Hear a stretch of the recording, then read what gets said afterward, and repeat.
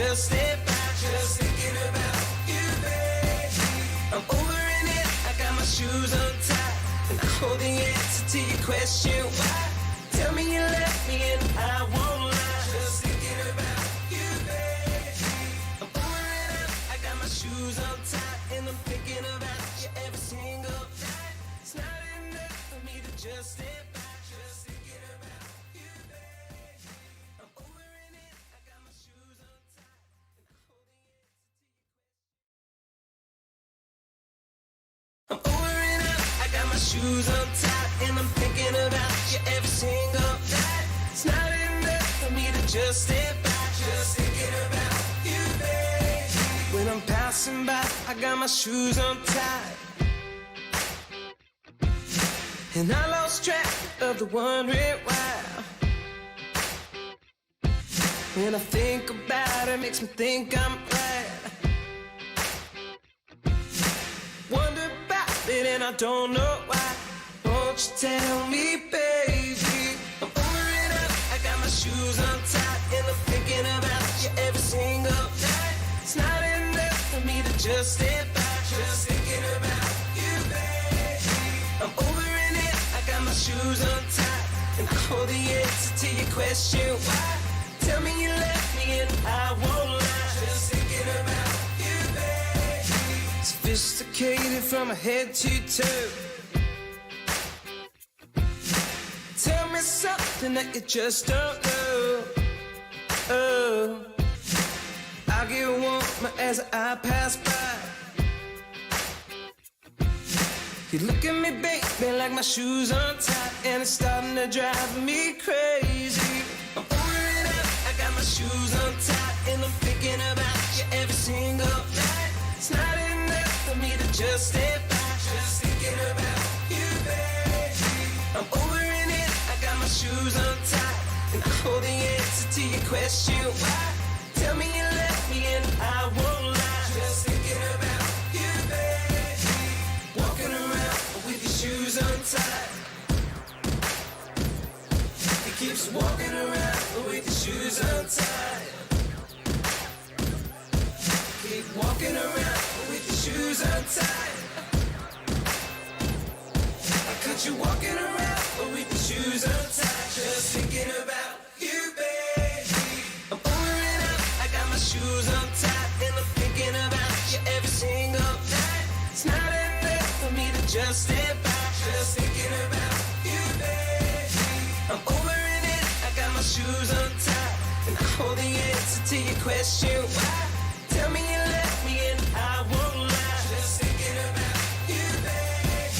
I'm over it up, I got my shoes untied, and I'm thinking about you every single night. It's not enough for me to just step back, just thinking about you, baby.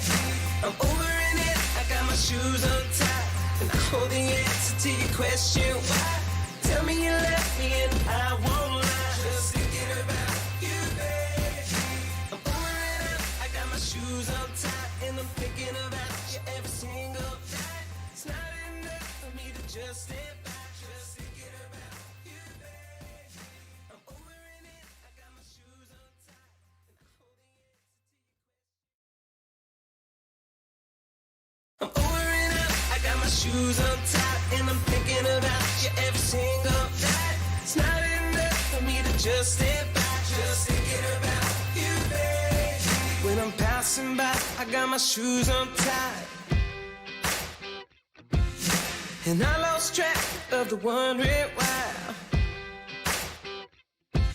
When I think about it, makes me think I'm right. Wonder about it and I don't know why. Won't you tell me, baby? I'm over it up, I got my shoes untied, and I'm thinking about you every single night. It's not enough for me to just step back, just thinking about you, baby. I'm over in it, I got my shoes untied, and I hold the answer to your question why. Tell me you left me and I won't lie, just thinking about you, baby. Sophisticated from my head to toe. Tell me something that you just don't know. Oh, I I get warm as I pass by. You look at me, baby, like my shoes untied, and it's starting to drive me crazy. I'm over and out, I got my shoes untied, and I'm thinking about you every single night. It's not enough for me to just stay back, just thinking about you, baby. I'm over and in, I got my shoes untied, and I hold the answer to your question why. Tell me you left me and I won't lie, just thinking about you, baby. Walking around with your shoes untied. He keeps walking around with your shoes untied. Keep walking around with your shoes untied. I got you walking around with your shoes untied, just thinking about you, baby. I'm over and out, I got my shoes untied, and I'm thinking about you every single night. It's not enough for me to just stand back, just thinking about you, baby. I'm over and in, I got my shoes untied, and I hold the answer to your question why. Tell me you left me and I won't lie, just thinking about you, baby. I'm over and out, I got my shoes untied, and I'm thinking about you every single night. It's not enough for me to just stand back, just thinking about you, baby. I'm over and in, I got my shoes untied, and I hold the answer to your question why. Tell me you left me and I won't lie, just thinking about you, baby.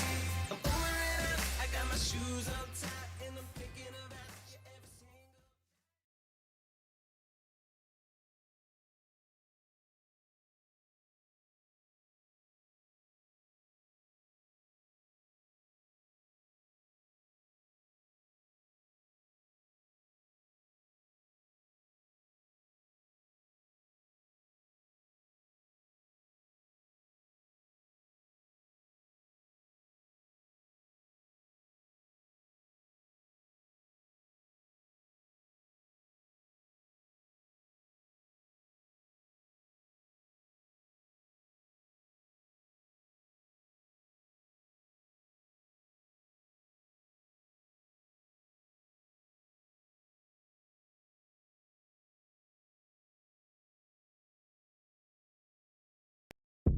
Like 0 degrees. I'm out the cage, gotta let out the beast. Revolutionary, gotta let out the streets. Locked in the cage, I'ma let out the head out the wake up, get out the sheets. We came for one man, forget about peace. You take the west side, take out the east. I'ma put them in the cage, never let out the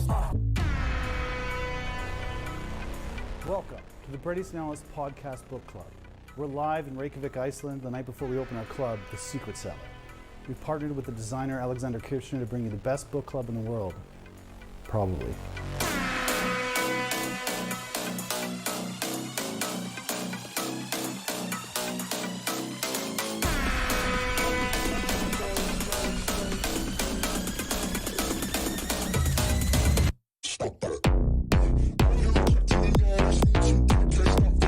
Anthony Jeselnik is coming. Jay McInerney is coming. Sidney Crawford canceled last minute. Johnny Depp wasn't invited, but he's on the list at the door. Tyra Banks named her son York.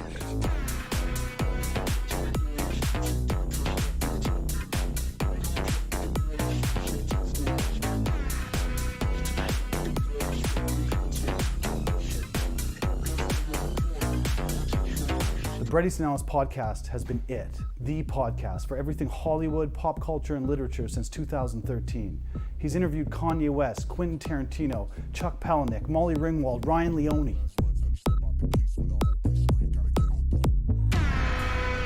As patrons of the Bret Easton Ellis podcast, we started this book club to go through all of Bret's works to better appreciate the new audiobook, novel, memoir, The Shards. The story of events in his senior year of high school that shaped him and his writing. His influences are Joan Didion, Flaubert, Hemingway, Joyce, Stephen King, George Eliot, Thomas Mann. A new episode of The Shards is released every 2 weeks. Sign up on Patreon today to catch up and follow along, as well as getting access to his entire catalog of interviews. Glamorama was published in 1998. Peak Empire. It's a novel about Victor Ward. Remember him? He's it. He's opening a new club in Manhattan. He's on the cover of Youthquake. He's beautiful, young, and what else is there? He's dating Chloe Burns. He's sleeping with Ellison Poole. He's the son of a US senator. He's unwittingly entangled in international terrorism, probably. Palicon. The novel expands the sensationalism Bret explored in American Psycho, but forms the narrative into a metafictional Robert Ludlum-esque thriller. Everything is being filmed. Everything is on camera. Who really exists? Does Pelican stop? Stop! Stop! Don't touch my hair! What are those, specs? I don't want specs! What were you thinking? Define thinking! Stop it. I hear you talk to me nice, can't stop for the talking. I hear you talk to the boys, not so tough, but fast like walking. Just too sharp for the boys, but girls can't tell me go awesome. Act like fire on time, if you wanna touch your fish. This is the best podcast-inspired book club live stream you will ever see. Probably.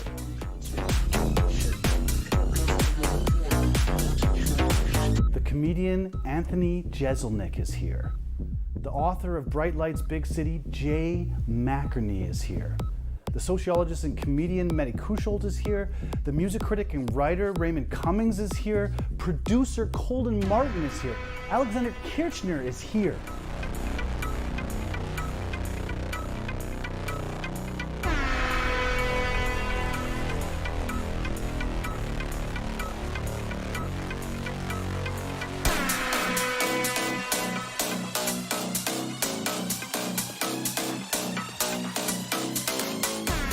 You can purchase signed copies of Glamorama on BretEastonEllis.com using the discount code The Better You Look.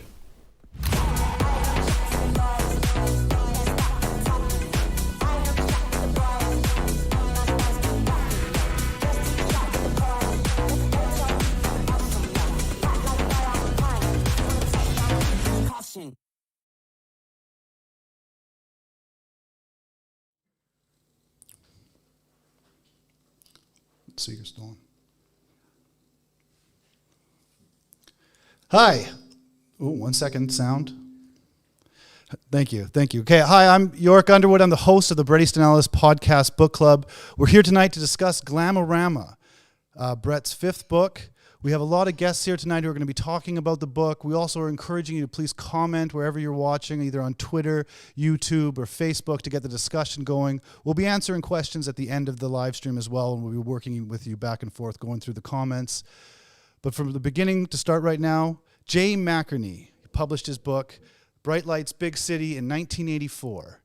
And in 1985, another book was published, Less Than Zero, by Bret Easton Ellis, called kind of like the LA version of the Manhattan Bright Lights, Big City. And since then, they were kind of paired together as writers. They've even shared characters in books. Jay McInerney is featured in Lunar Park, one of Bret's other novels, which we'll be discussing next at the book club. But tonight, we're going to talk to Jay McInerney first, and here he is.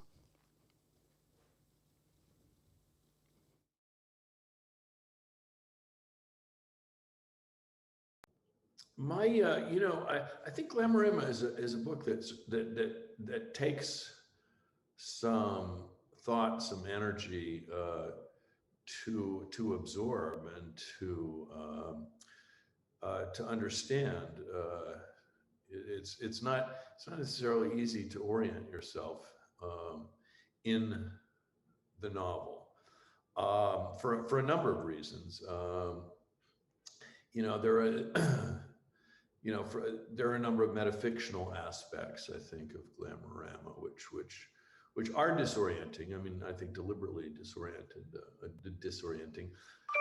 For instance, there's this sort of film within the novel device, which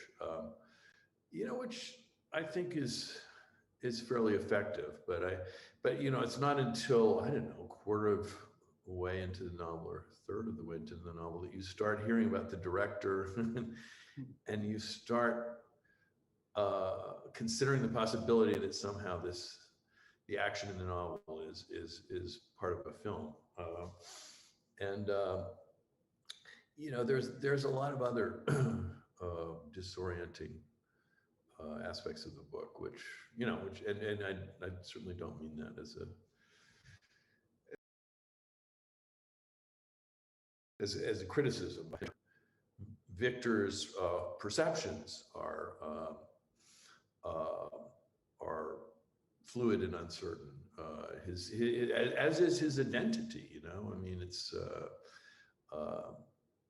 this is a book about very much about fluidity of an identity, and it's hard to tell at certain times what aspects of his perception to trust, and I guess in the end it's impossible, you know, and he himself hardly seems to know where he's been or what he's been up to, and you know, I think in some degree, Bret extended certain techniques that he developed in American Psycho. You know, Patrick, in that book, Patrick Bateman often gets people mixed up, and people seem to be confused about Bateman sometimes as well, where he's been, what he's been up to, whether they encountered him or somebody else 3 weeks before, and Bret takes that to an extreme, I think, in Glamorama.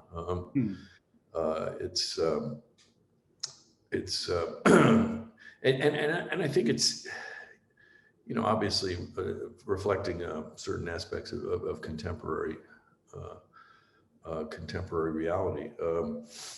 It's really fun the way he plays around with Victor's identity, and as I said, it's fun to watch him watch him take some of these techniques of American Psycho even further than he did there. Though of course, you know, I'm not sure he could have taken the violence any further than he did in American Psycho, but perhaps that's just as well. Yeah, there's something about both in American Psycho and in Glamorama where you can't call it satire because he doesn't seem to be wanting to exaggerate it to the point of ridiculous at any point, but he is kind of right in the moment and making a commentary, like it is what's happening, to the point where I think American Psycho is better understood today for the type of fiction it is than it could have been at the time, because it was too close to it. And Glamorama seems the same way. After having over a decade of reality TV, Glamorama is very easy for me to jump into, which I can imagine in 1998 it might be a little bit more different. Yeah, that's a good point. That is a good point. Reality television was not something we had really considered then. Obviously, there's certain Truman Show aspects to this book. I'm assuming before the Truman Show, but I would have to look at that. Yeah, but I love the metafictional aspects of this book and the way he plays with our perceptions, and I think it's sort of the book probably does make more sense now than it did then. I think there was, I don't know, the reception of the book at the time was a little confused, certainly mixed. I mean, Bret has never been beloved of book reviewers and critics, in critics of the moment. You know, I mean, right from Less Than Zero down to this book. There's, you know, at best, the reception from contemporary and conventional critics has been very mixed and even very hostile. And I think that sometimes the satire wasn't fully appreciated as satire. And you know, certainly in this book, Bret makes again, he takes to extreme the kind of name dropping of celebrities and the repetition and the of brand names, and something that again seems today to be just part of contemporary reality.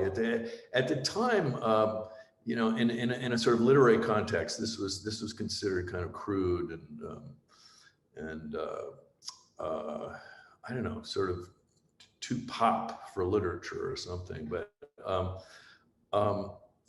I think that it's certainly it's easier to. I think it's easier to read the book today than it was back then. Yeah.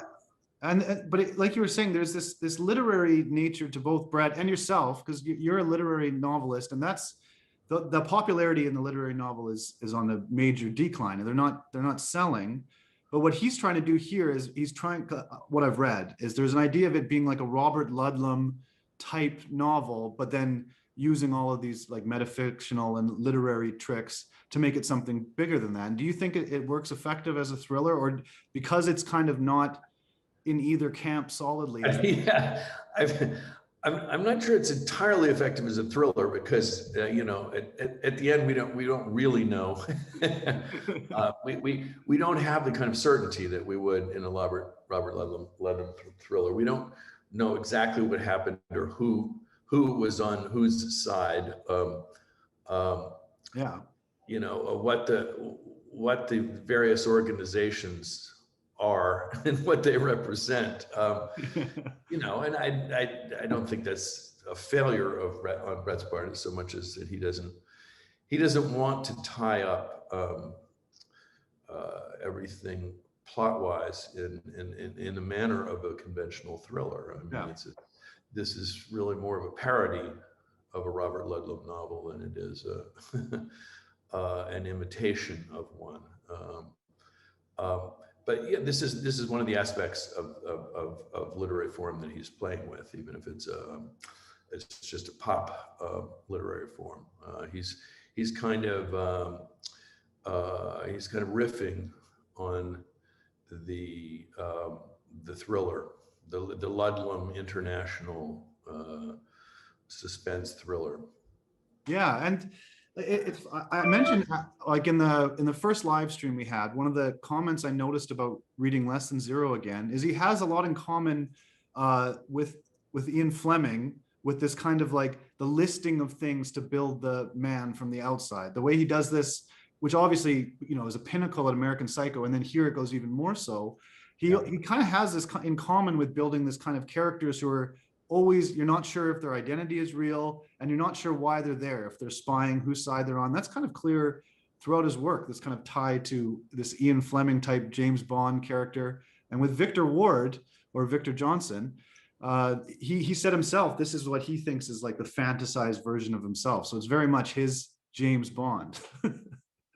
Yeah, that's I guess Fleming is another kind of source for this novel, clearly, and Bret, I guess Fleming was one of the, I don't know, he was probably one of the first writers to kind of catalog the trappings of consumer culture, the way that Bret has taken to extremes. I mean, James Bond is very much a man who wears certain suits and who drinks certain brands of liquor and champagne. Yeah. And who shoots a particular type of gun. And that's I mean, Fleming was very good at constructing Bond out of these details, and Bret clearly takes that to an extreme. And this novel also comes at the end of the 1990s, like 1998, and it's kind of absorbing all the stuff that has happened since American Psycho in a lot of ways. And you also published a novel that same year in 1998, which with some of the same themes, at least, or topics are there. It's a completely different book called Model Behavior, where you have like a celebrity journalist named Connor McKnight, who's got a model, ex-model, aspiring actress, girlfriend, Philomena. And it's more of a, I would say it's a very easy novel to get into. More of it's kind of like the literary, what you want if you're a literary reader. You got a smart, narrator who's commentating on all the things going on, and you get a kind of comfortable seat behind his eyes, joining him on his trip, even though you switch from first to second to third person throughout the novel really effectively. Yeah, it's actually very weird for me to look back on this and on the fact that both novels were published the same year in 1998. I mean, obviously at that time, I'd known Bret for almost 15 years, and we were spending a lot of time together. But I don't think it didn't occur to me that we were, overlapping in terms of our themes and subject matters the way that, in retrospect, it seems clear that we did. And I think because our methods were so different, maybe it wasn't, maybe it wasn't clear at the time. But yeah, we were dealing with very similar themes, in terms of the rise of celebrity culture, the idealization of the model as a character in contemporary and culture. We were, I guess, just approaching them from with very different sensibilities. I mean, my sensibility was more, I think, comic satirical, but it's remarkable if you sort of do a 3-line, 4-line summary of the themes of the two books, they would seem really similar. Yeah, and especially when you've kind of been head and head since the beginning. Like you had Bright Lights, Big City, and then Less Than Zero, and you guys kind of got grouped into this group, and then all of a sudden, it seems like you're going along the same trajectory almost. Well, it was,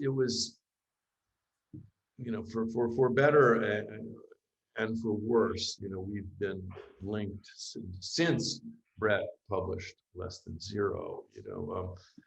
I published Bright Lights, Big City in 1984, and I remember a very close friend of mine, Morgan Enterkin, who was at that time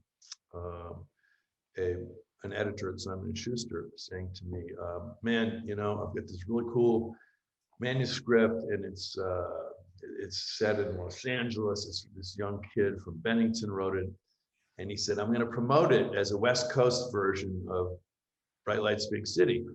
At that time, Bright Lights was just becoming a phenomenon, I guess, and indeed it was received as some,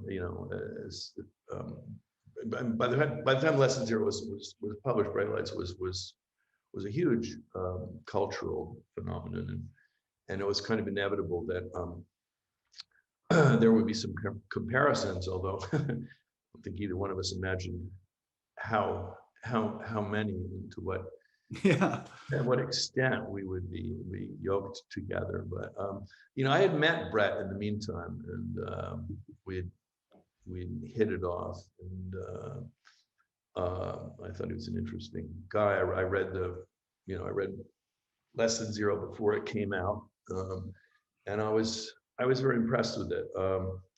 But honestly, in my mind, it was a radically different book. I mean, our two sensibilities are very, very different. Bright Lights being much more of I would say having a more romantic sensibility than. Less Than Zero seemed to me to be very nihilistic, and that is something that's 3-0 Barthian sensibility, and so I mean, one of the reasons I was impressed was just because it seemed so different to me than anything that had recently been published in American literature in terms of its sensibility, almost more French in that way, and I guess it didn't occur to me how, because our two sensibilities and our two prose styles were so different. I think I was a little surprised when we got lumped for the next decade or two into the same category. It was, but you know, in terms of subject matter, which is what journalists have a hard time talking about style and sensibility. They have a much easier time talking about subject matter. And we were both writing about disaffected young people, drugs, nightlife. I mean, these were the common areas, the areas of overlap between the two books, and those are the ones that were emphasized. And you know, jumping forward to Glamorama, I think that one of the really funny things that Bret did in Glamorama was that he ended up co-opting one of the characters from my book Story of My Life, Allison Poole, who is the protagonist of my 1988 novel Story of My Life, becomes a major character in Glamorama. And it's I don't know, I have to admit, at first I was a little flummoxed by this. And Bret has never really said as much, but I think that his part of his appropriation of my material and my character was a sort of answer to the critics, a sort of like thumbing his nose and saying, yeah, so you know, so we're this, you know, we're the exact same kind of writers. We I'll just take this and run with it.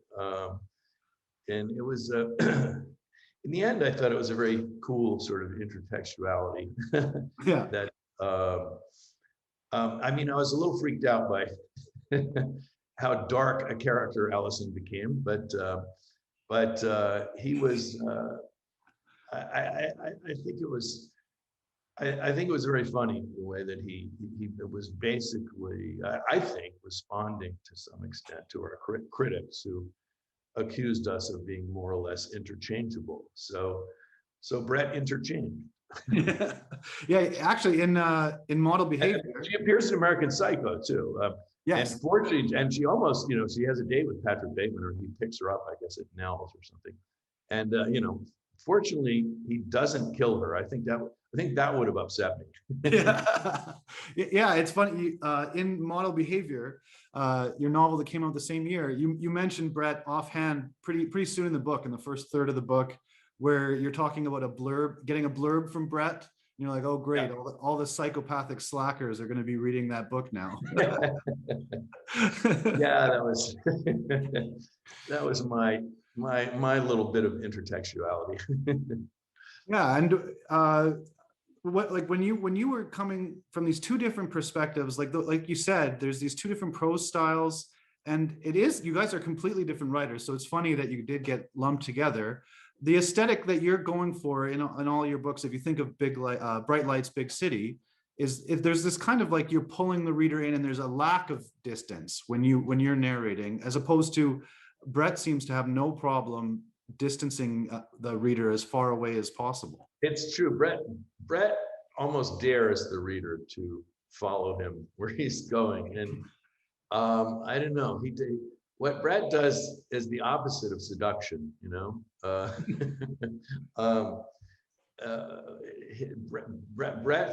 Bret's technique is more of a challenge to the reader. You know, whereas I think I go in full on seduction mode from the first line. So it's I don't know. It's a little bit strange that we became so identified with each other, and we all the way down to Lunar Park. I keep yeah. I become a character in that book, and here you are interviewing me about 35 years after I first met Bret about one of his novels. So yeah, I guess we're fated to. You guys are pretty tied together. Have an ampersand between us, but you know, I could think of worse fates.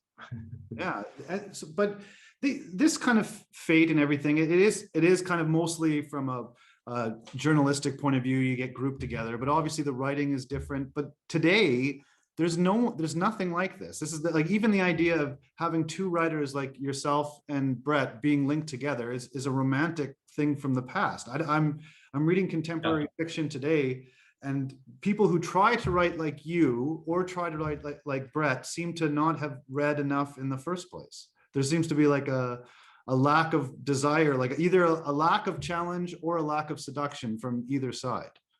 Well, it's true that, Bret, as much as Bret revels and wallows in pop culture, he's actually incredibly versed in the Western literary tradition. I would like to think I am too, and I think that I don't know. I think both of us, when we started out, we're just thinking about novels, our novels as they flowed from certain literary traditions. I mean, his line of descent's a little different from mine, although I'd say we both have Hemingway in common. But I don't know. Certainly, Joan Didion is one of his major influences, and some of the, I know I certainly see writers like a writer like Celine as being, one of Bret's predecessors, whereas in my case, Fitzgerald, would be a more obvious influence. But in any case, I think we both saw ourselves as, descending from English language literary traditions, and the fact that we incorporated, pop culture, rock and roll, advertising into our nightlife, into our work, we still felt we were, sort of taking a next step in terms of the literary tradition. I think that, I don't know, I guess partly our subject matter, partly our youth, caught the public imagination at that time. We got a lot more attention than the average grad student thesis writers, and we kind of got catapulted into the middle of the culture for a period of time. I don't know. I like to, on the positive side, I like to think that we made literature sexy again for a while. I mean, there'd been, back in the 50s, you'd had sort of, Mailer and Capote and Gore Vidal. Yeah, they were appearing on TV and so on, but it had been quite a while since a novel or novels were really in the center stage in American culture, and I think that happened for a time with us, and it had its pitfalls, because we became, I don't know, I think we became targets to a certain extent. We became we became in the popular imagination. Eventually, there was a kind of caricature of the sort of nightclubbing, modelizing, bad boy gossip column novelists. Mm-hmm. And but on the other hand, we I don't know. I think we made it fun. Yeah, you made it fun, like how you were and how you wrote. This is something that I find strange. Like, what would you say to writers today? Like, Bret just had a young writer who published a novel a few years ago named Ryan Leone. Like a lot of, and I know quite a few people, writers like myself, who are aspiring in some way. That's why we're doing what we're doing here.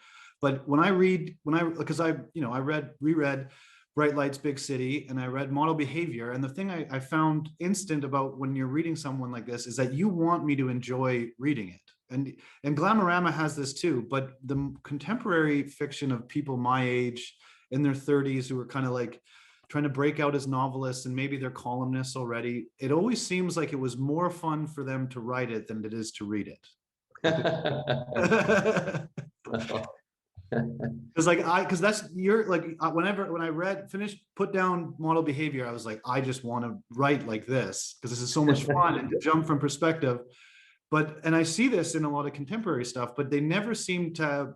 There's this extra step of editing or maybe desiring to entertain people. It's almost like they think they should be just applauded because they wrote something. I don't know. I don't know where I'm going with this, but I'm wondering what advice you would give to, or where you think writing in general is going, or is it going to be a cultural center point? Is it going in a wave? Is it going to come back like you said? Like you had this kind of peak with you guys, and then it's going down and then coming up again, or do you think it's changed forever? Well, I think we've had successive waves of significant contemporary literature since the mid '80s when we started out. For instance, in the '90s, you had writers like David Foster Wallace and Jonathan Franzen coming to the fore, and certainly there have been many important novelists who have emerged since then. I think perhaps what is different is the degree to which the novelists are central to the cultural conversation, and I think that the proliferation of media, the rise of social media and online culture has just made for a very crowded field and for a real diffusion of concentration in our culture, and I think it's probably a little harder to capture center stage for contemporary novelists. We had we had less competition back in 1985. Yeah, but did you also less competition between other writers? But do you find that you read as much now as you read back then when you were kind of really trying to break out as a writer? I still love to. I'm still always looking for that great sort of novel that captures the zeitgeist, and I think that there's a certain sensitivity that one has in one's 20s, early 30s to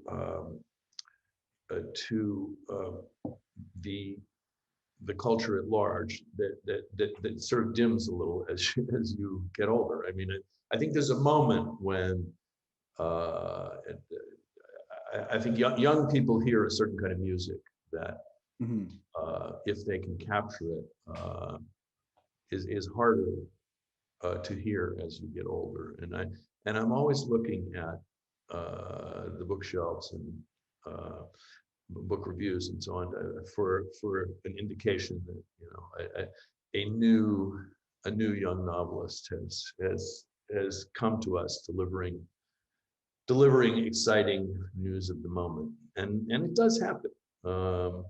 So I'm always hopeful. I mean, do I read? I read so much when I was in my teens and 20s that it was just well, I wouldn't say I'm reading at quite that pace now, but and that's when that's really when you're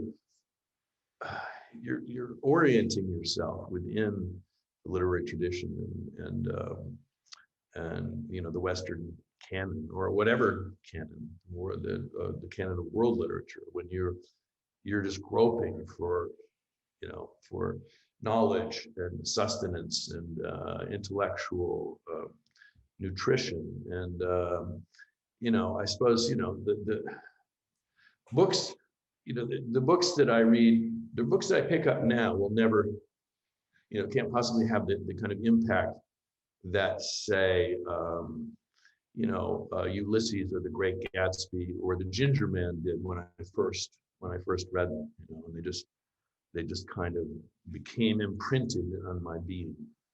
Yeah, and it's just, yeah, the only reason I asked is there's this kind of thing with our generation of writers who don't read. Like, and that's like, it's a strange thing. If you look up literary criticism by people around my age, it's more likely that they'll write an article about why they're not reading a certain writer than about what they've read. And I know for myself, I've read kind of constantly since I was young, but I never pursued writing academically because none of the writers that I was around where I'm from read. So I just thought it was a waste of time. So I went to school for physics. Well, wow. Well, I find it difficult to imagine, attempting to be a novelist without trying to absorb everything that had come before you. I mean, that's what I tried to do. Obviously, I didn't. There's a lot of books. There's a lot of classics that I still haven't read. But yeah. But I certainly tried to read them all. And I was like, it was kind of a hunger, and I think that it's unlikely that you're going to make a really significant contribution to literature if you haven't tried to absorb the history of literature.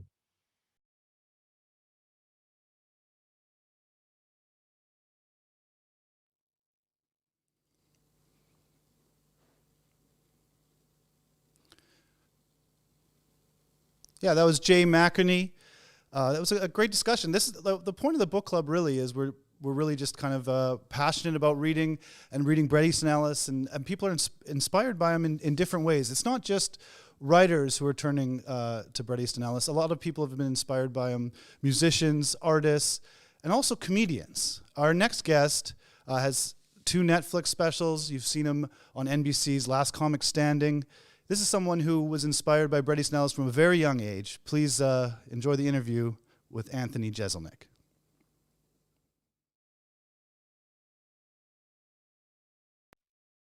This is the Bret Easton Ellis Podcast Book Club. We're here with the comedian, writer, Anthony Jeselnik is here joining us today. And Anthony, how are you doing?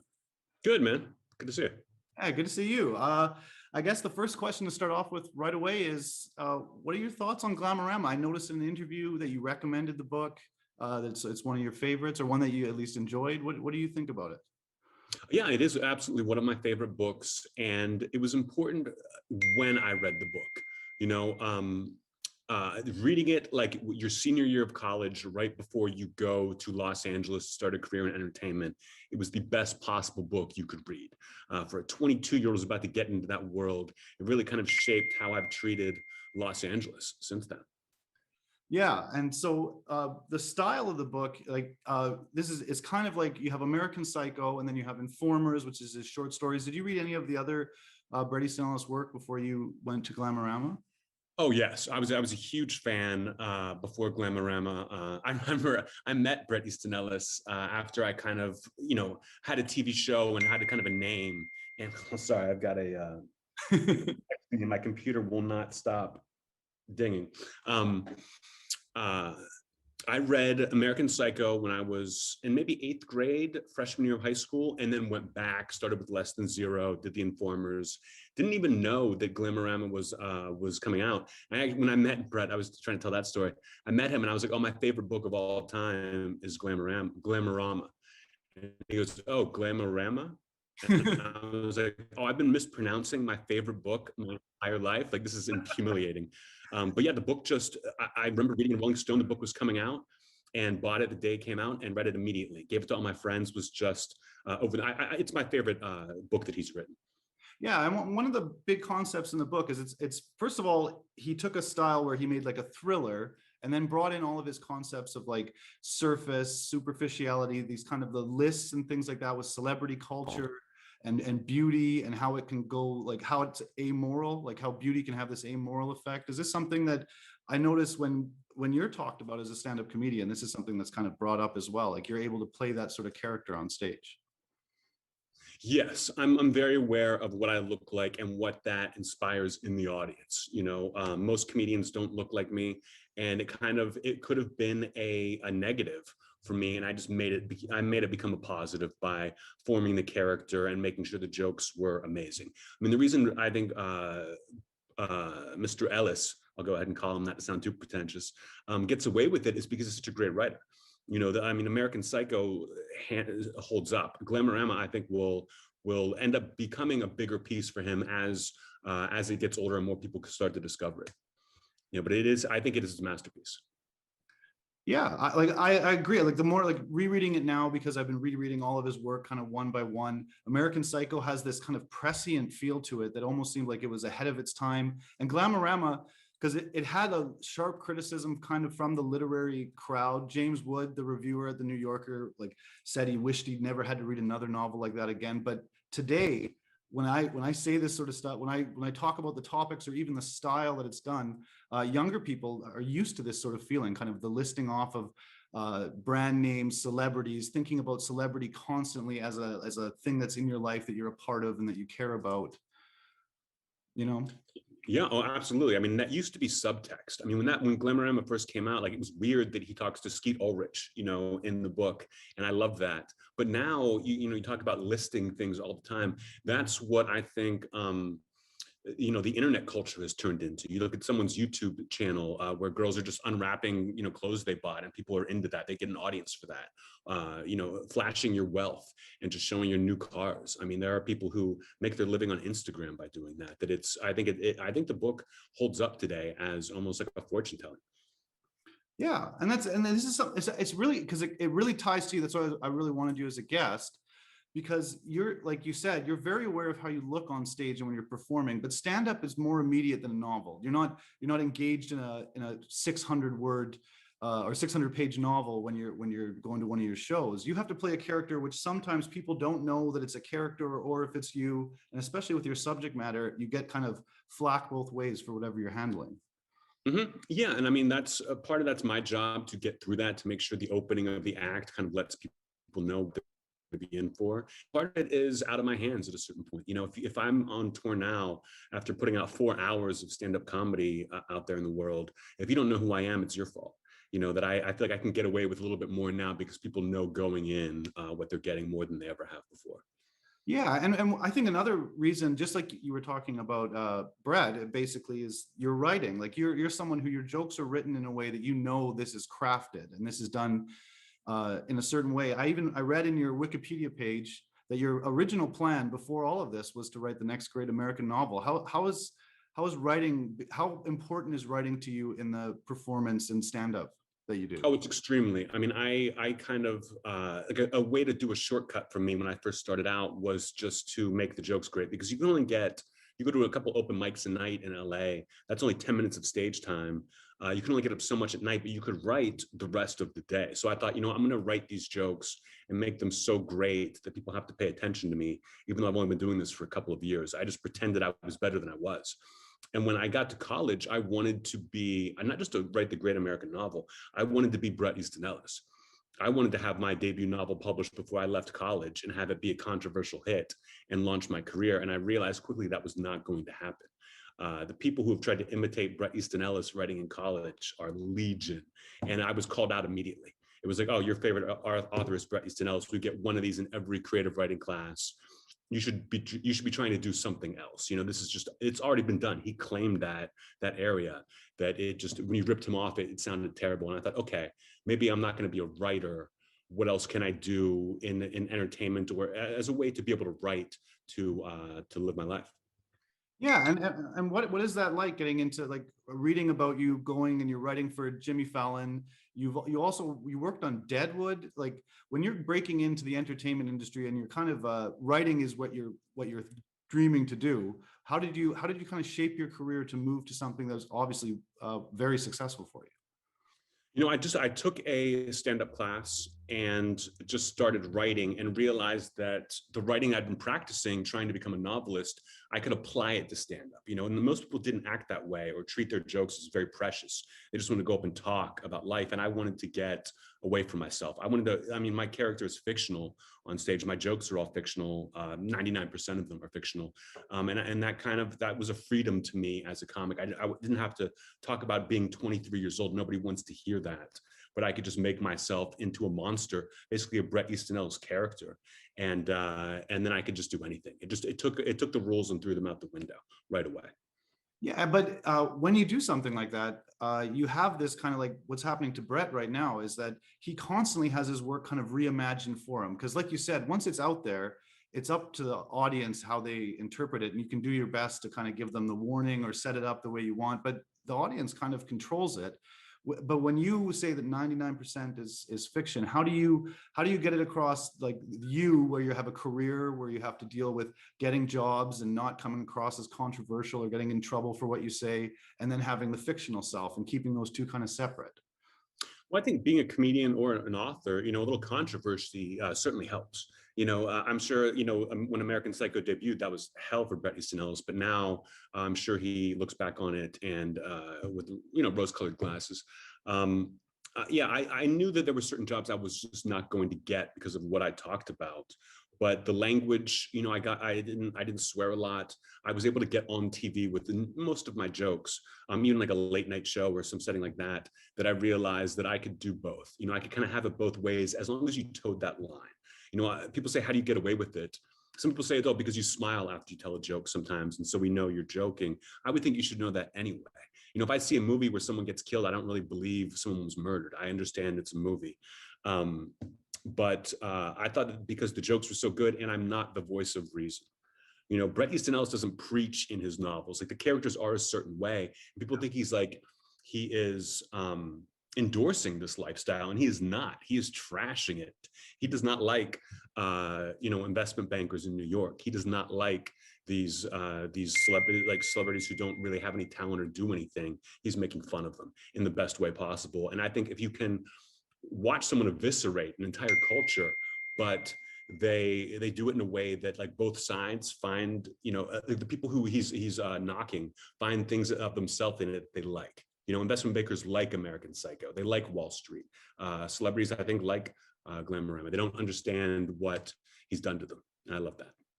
Yeah, and when you go even further, like if someone watches stand up, of course, I agree with you. Most people know you're telling a joke, but then when it gets kind of condensed down and you get to the social media aspect of things and political aspect of things, all of a sudden, people think that your content defines your political views, who you are, what you stand for, especially in kind of the polarized way that Twitter things act. Like recently, you retweeted the article about stand-up having an alt-right problem, which is something that also, when I started doing this book club, a lot of people were like, oh, Bret Easton Ellis is just an alt-right hero. And I was like, how is a 56-year-old gay novelist alt-right hero that you guys are talking? I don't understand where they're getting this from. Do you have a problem with the way people respond also when it gets kind of broken down or made into these memes of what you're doing?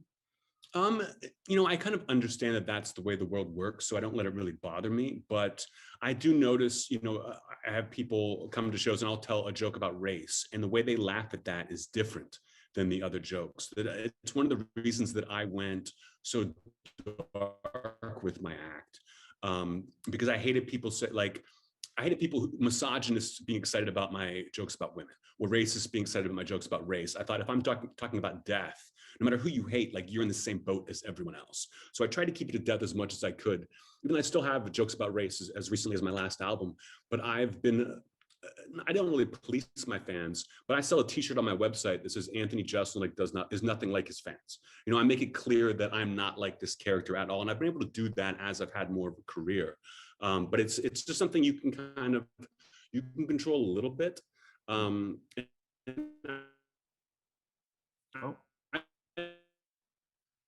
I don't think Bret cares though. Oh, 1 second. It's I think he can get annoyed with it, but I don't think he's a political person. I just think he sees things going on in the world and has a conscience. Oh, 1 second. The internet has got unstable for a second. I don't know who it is. Let me check. Can you hear me now? Yeah. Okay, sorry.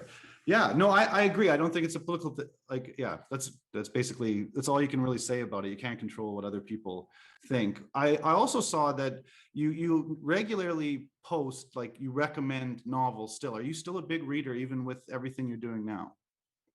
Oh yeah. I mean, I find that, like any writer, I find that I have to read in order to write. So I'm always reading whatever I can get my hands on, in order to be able to write later on. I think the last book I read was I read Anna Karenina, Tolstoy for the first time, and it was great, but I never want to read it again. Yeah, that is something that's kind of interesting. When people have the idea of being a writer, reading is kind of paired with it, and that's something the book club is kind of about. Like, I'm really trying to just promote people actually reading what Bret has written and his like body of work, rather than the meme type response to things and stuff like that. But a lot of writers, and even stand up, because here in Iceland I have the comedy club here, a lot of people don't read anymore, especially just younger than yourself or myself. A lot of the people coming up, so the idea of understanding like irony also is kind of seems to be drifting away. It's one of the reasons I preach. I tell people what I'm reading, and I recommend a novel on my podcast and things like that. Because if I was talking about, and people say it's pretentious, but I'm like, if I was talking about my favorite TV shows, no one would care. No one would say that's pretentious. This is what I do for entertainment. I don't watch a lot of TV shows. I think more people should read. And the fact that they're now doing audiobooks that don't even have an actual print version.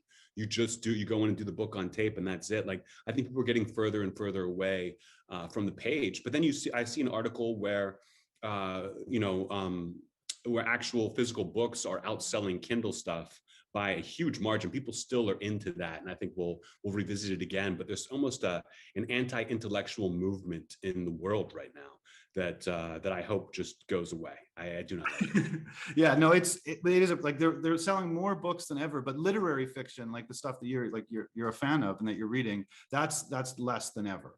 So like, yeah, and people say I want to read nonfiction because I want to learn something. I think it's a mistake to say you don't learn anything about the world from novels. I've learned a great deal of empathy for people that I would never meet in my regular life by reading these novels and getting inside someone's head and their heart. I think that's more valuable than learning about different kinds of trees. I love literature. Yeah, And the more kind of and this is, I think about this in terms of my art as well, that I want something that fucks me up. I want something that that I can't go to sleep afterwards, or I'm thinking about it, or it makes me mad. I like movies and books and stuff like that. Some people don't want nothing to do with it, but I like something just to rile me up, knock me off my axis. Oh yeah, no, I agree. There's another question I guess I have about how you do like your performance, your art. Do you write everything first and then plan how you perform it? Because I notice that as much as the writing is there, because you're one of the comedians that when you hear a joke by you, you want to immediately tell your friends word for word what you said. But you're also like on stage, like your form, the way you perform is very controlled. It doesn't seem like you don't seem to be like following any sort of like burst of energy. Like, you know exactly how you're going to go from, and that makes the joke kind of hit stronger. Oh, thank you. I mean, it's the way I kind of have to do it in order to serve the jokes the best. To make it a character, and almost like you're telling a story through these jokes. But I write each joke individually. For the most part, I almost think of like building a house with bricks, and each joke is a brick. So I set those all up, and then I go through on stage and I put the mortar in there, and so I have the actual joke. I've got it all. I know exactly what's coming next. But in between, during the laughs, or if something happens, I like to be free enough that I can comment on it. They call it a tag for a joke, a little part afterwards, it's like another big laugh. Or if it's a story, I like to just go up with the story. And in my last special, I talk about taking a friend to get an abortion. And for months, I just went to the Comedy Store every night. And on the drive there, I'd think about what I was going to say. And I'd come up with some new thing to say and try that out. And that was a really fun way to build a piece of material, as opposed to just writing, jokes that don't connect and then finding a way later. But I definitely love to sit down and perfect a joke. And I think the perfect joke has the fewest words possible. So I really stare at it and try to think, how can I make this perfect? You've got to have the red herring and the setup to make people think you're going one way. You've got to have the perfect punchline in order so people can't see it coming. and you just have to have the wording exact. And I've gotten pretty good at kind of knowing what that is now.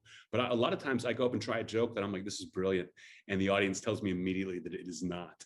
But I'm shocked that after 20 years I'm still wrong so much. You know, I'm happy to be wrong. I only use 5% of the jokes that I write in my final product. And I think that's the way you have to go. If you're someone like me who kind of lives punchline to punchline, they better be home runs. You know, you can't have a strikeout because it throws off everything. Yeah, and as your specials have kind of each one as you go, is there anything, like you said, where you started to go towards different material? Like you said, you went darker, and death is always a very common thing in all of your specials. But is that more like more of the universal kind of darkness, or the places that you won't go that you would before? I read something about you fighting for like a joke about obesity that you wanted, like that you pushed, but you felt they were worried to publicly do it on the show. Is that something that you would still do? Yeah, I mean, absolutely, because I feel like my place in comedy gives me the freedom to be able to do these topics that no one else can really do. You know, Jim Gaffigan had talked once about how people say, "Do you not like dark humor?" He's like, "I love dark humor, but I also love joking about cranberries," and he can't do both. You got to pick a lane on that, and I just picked dark, and he picked food. So because I can do it, I feel like almost a responsibility to stay dark and find just what people don't want to talk about. You know, years ago, there was a huge controversy over rape jokes in comedy. And I had to answer the question a million times, why is rape funny? And I'd have to answer, it's never funny. There's nothing funny about it. The only reason comics want to make jokes about it is people tell us we can't. So as a comedian, that's all you want to do. If it's like, don't joke about Puerto Rican people, then you're going to have a lot of comics with a lot of jokes about Puerto Rican people. It's just a way to thumb your nose, you know, but once you do it, you don't feel the need to kind of hit it every single time, you know? Yeah, and so I guess I'm going to go a little, tie it kind of back from the beginning again. With Glamorama, you know, the movie, to make it into a movie, has been in production for a long time. And it's a very cinematic, it's written what appears to be very cinematic. Even the first, like the first section when you starts kind of in like action. They're in the club, they're getting set up for the opening of this new club right away. What were your responses to any of the Bret Easton Ellis work that had been made into movies? And do you think Glamorama could be made into a movie? I would prefer, and I would be happy to go pay money to go see a Glamorama movie, but I would prefer if it was like a 10 episode series, you know, that really breathed with these characters. There were so many great characters that each have their moment that you really have to be patient to wait for that moment. He makes these ciphers, and then he eventually gives them some pathos that you're like, oh, this is a real person in this world, as opposed to just some like gorgeous celebrity. That I think that you'd lose those moments in the movie. I think you could kind of get the beats of the plot, but it would be so much more powerful and so much more entertaining as a series, which I think the people can do now. And I did not know they were still working on the Glamorama movie. I thought that had fallen by the wayside a decade ago. So I'm glad to hear that. Yeah. Roger, I contacted Roger Avery, and he couldn't do that. He did the interview for the Rules of Attraction live stream that we did, but he couldn't do the one on this because it's in active production again. So they're always trying. So they're trying to do it. And I think the movies based on Bret's work so far, with the exception of American Psycho, they've been fun to watch because they get it so wrong. You know, especially Less Than Zero. You read that book and you're into it, like, oh, this will be a great movie, and then it's like this. It's terrible. It's a terrible movie. And The Informers is an abortion of what it could have been and should have been. And I don't think I'm saying anything bad about Bret's work, but it's just the way things go with these movies that I wouldn't have high expectations for a Glamorama movie just because it's so dense. And I've read it so many times over my life. I mean, I've got like 20 copies of the thing because I have friends who've given them to me in different languages because I'm so into that book that I feel like I just know it so well. And any misstep in the movie would stick out like a sore thumb to me. Yeah, it's funny. There's just something about his writing that it appears when you're reading it where you're like, this would make a great movie because it's so visual. It creates something in your mind. But then the idea of actually translating it into a movie, it's almost impossible because it's they're all such literary works. They're meant to be read. Mm-hmm. And there's so much humor in it that I think can easily get lost, because of the tone that he writes in, that I don't know how a movie gets there. You know, American Psycho did it by taking itself so seriously that you had to laugh. But I think most of the people making that movie didn't realize what they were actually doing and that it was going to be a success. But that's the only good adaptation of his work. Yeah, and it also, just because the way it was funny was that the serious parts of the book they made funny because it was visual, whereas the actual jokes or funny parts of the book, like in American Psycho, where he starts drinking his piss, or he's collecting jellyfish along the beach and microwaving them and eating sand, like that sort of stuff where you're laughing out loud and you're reading it. They couldn't have done with Christian Bale, or I don't think anybody. I think you're right. Yeah, and like, I think that I'll leave it at that. Yeah. So I have to ask, because you started with a dream to write the great American novel. It was kind of, you stopped. You now you're a successful comedian. You're the dream position a lot of comedians wish they would be in. You can go a lot of ways with your career. Would you ever consider going back to novel writing? I've thought about it. I used to tell people that I would write a novel if I ever broke my leg, and I couldn't get on stage, because stand-up ruins you for other art forms. It's so immediate. And I can write a joke. I can think of a joke right now and get up in a couple hours and find out if it's good or not. Whereas if you're writing something, it's just a whole different monster. That writing jokes has kind of spoiled that for me. And during the pandemic, I was like, well, I can't do stand-up now. Maybe I'll try to write that novel. And 2 days later, fucking threw it away. I was like, I like to read, but I do not like the process of writing. It's just very hard for me. And I think I make it hard. Part of writing is getting out of your own way and just putting down the words. And I can't do that. I'm just so used to now looking at 2 sentences and finding out how I can make those impactful on the stage. And I love it. I really love what I do more than I hate the idea of having to write a novel. So I don't know if I ever would, but I mean, I'm only 42, so it's very possible that at some point I could get into it.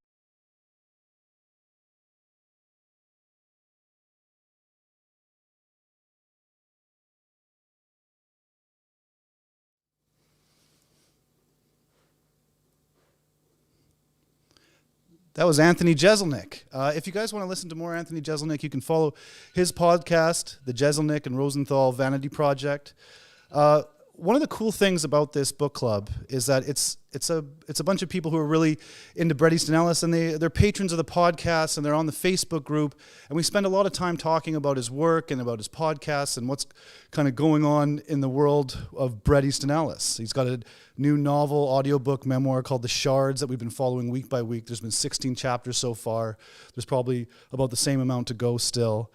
And meeting these people and talking to people from all over the world who are interested in his works, we've kind of made a community a little bit. And you can join the Facebook group, the Bret Easton Ellis Podcast Facebook group, if you want to join into the discussion. And one of the people I was able to meet through this Facebook group is a guy from Maryland named Raymond Cummings. And I'm going to talk to him now about Glamorama.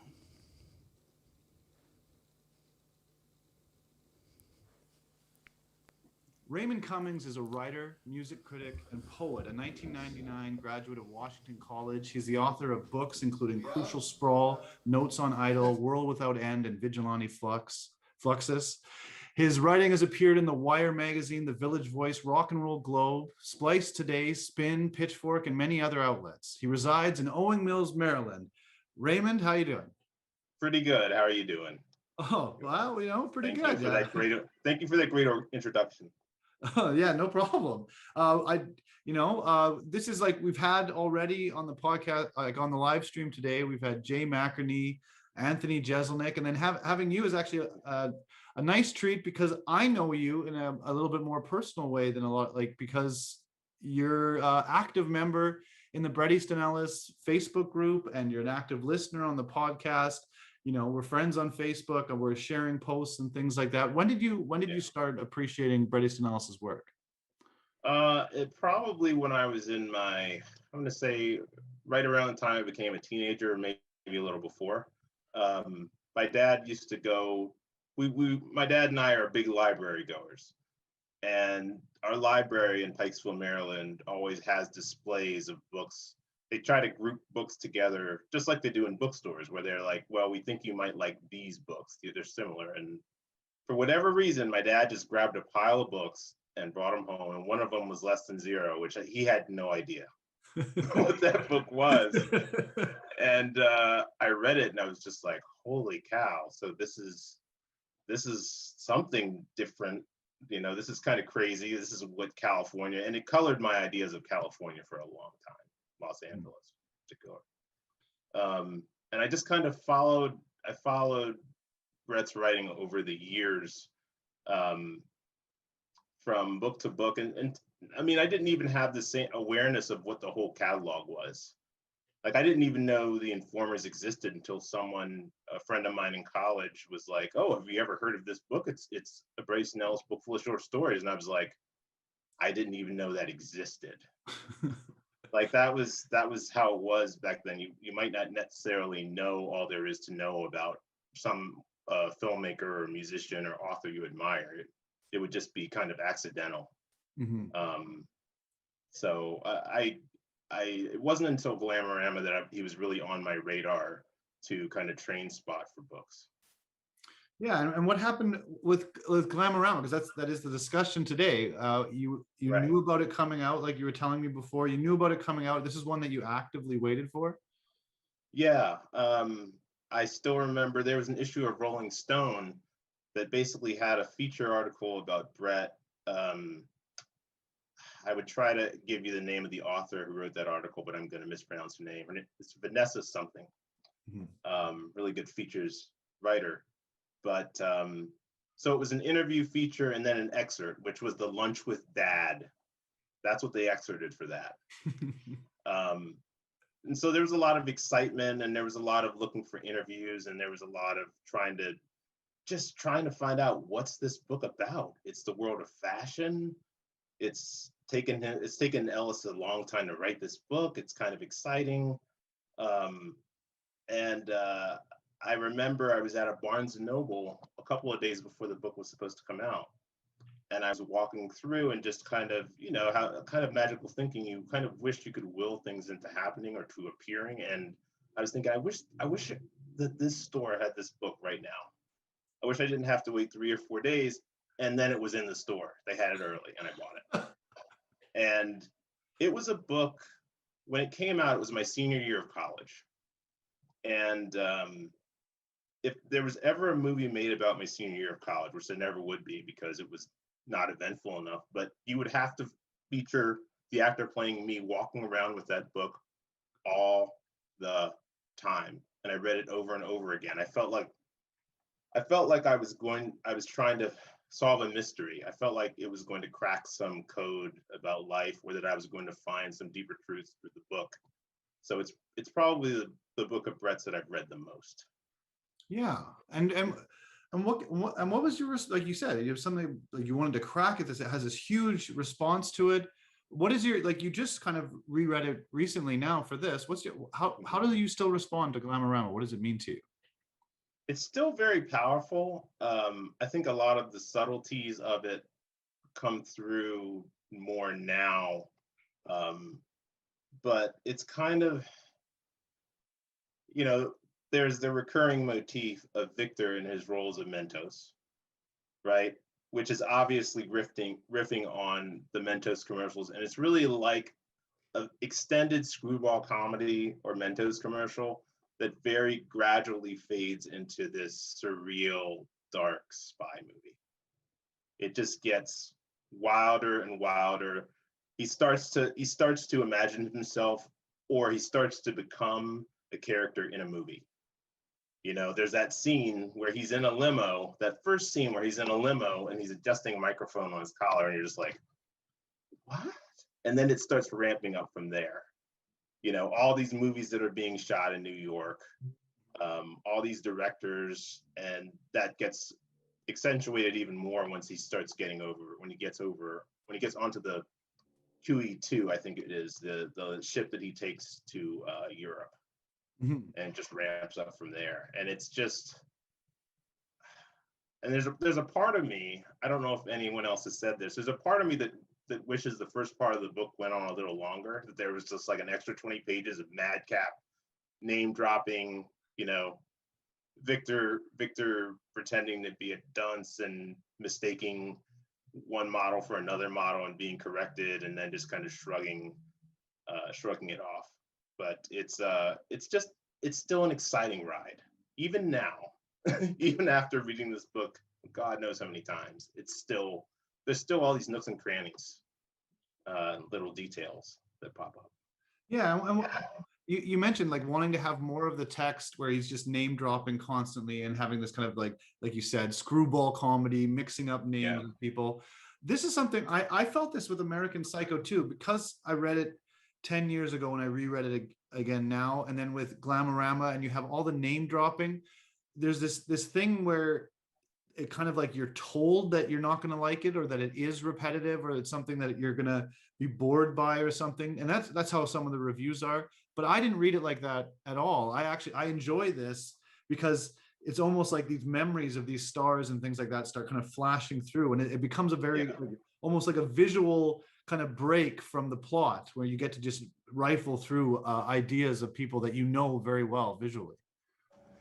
That's, when this came out, and it's interesting. So it sounds like you read it at the point you read it, it was after it had come out. Oh yeah. Yeah, definitely. I when it came out, I was 12. Okay. Well, I guess I was 20. I was about to turn 22 at that point. And so I read a lot of reviews at the time, and Entertainment Weekly had this review that was like, it was like a B or a B minus review. It was a kind of like a shrug. And there was this huge, they used to have big illustrations. They would hire some artist to do like a illustration or cartoon for the lead review, which this was. And it was Bret Easton Ellis as a caricature of Bret Easton Ellis in a tux, putting out little name tags on like tables, right? Kind of a signal of what the book was. But it's really like a hypertext experience, because each of those names represents a whole life lived and a whole career. And the more you get into it, the more you realize, and it's easy. And here's the trick. It's almost illusion, like an illusion, because your eyes can glaze over when you read so many names over time. But if you start looking at who the people are, it gets more interesting, and you can tell when Ellis is having fun with you. Like, sometimes you look and you're like, okay, it's a bunch of fashion designers who are at these tables, and okay, fashion designers and models make sense. But then wait, there's a table where like David Koresh and David LaChapelle are comparing notes on. It's like, wait, what? If you don't pay attention to that stuff, you'll miss it. And that's the kind of some of the really special sauce that's in there. And then of course there's all kinds of references buried in there. There's all kinds of references to doubles and duplicates and twins.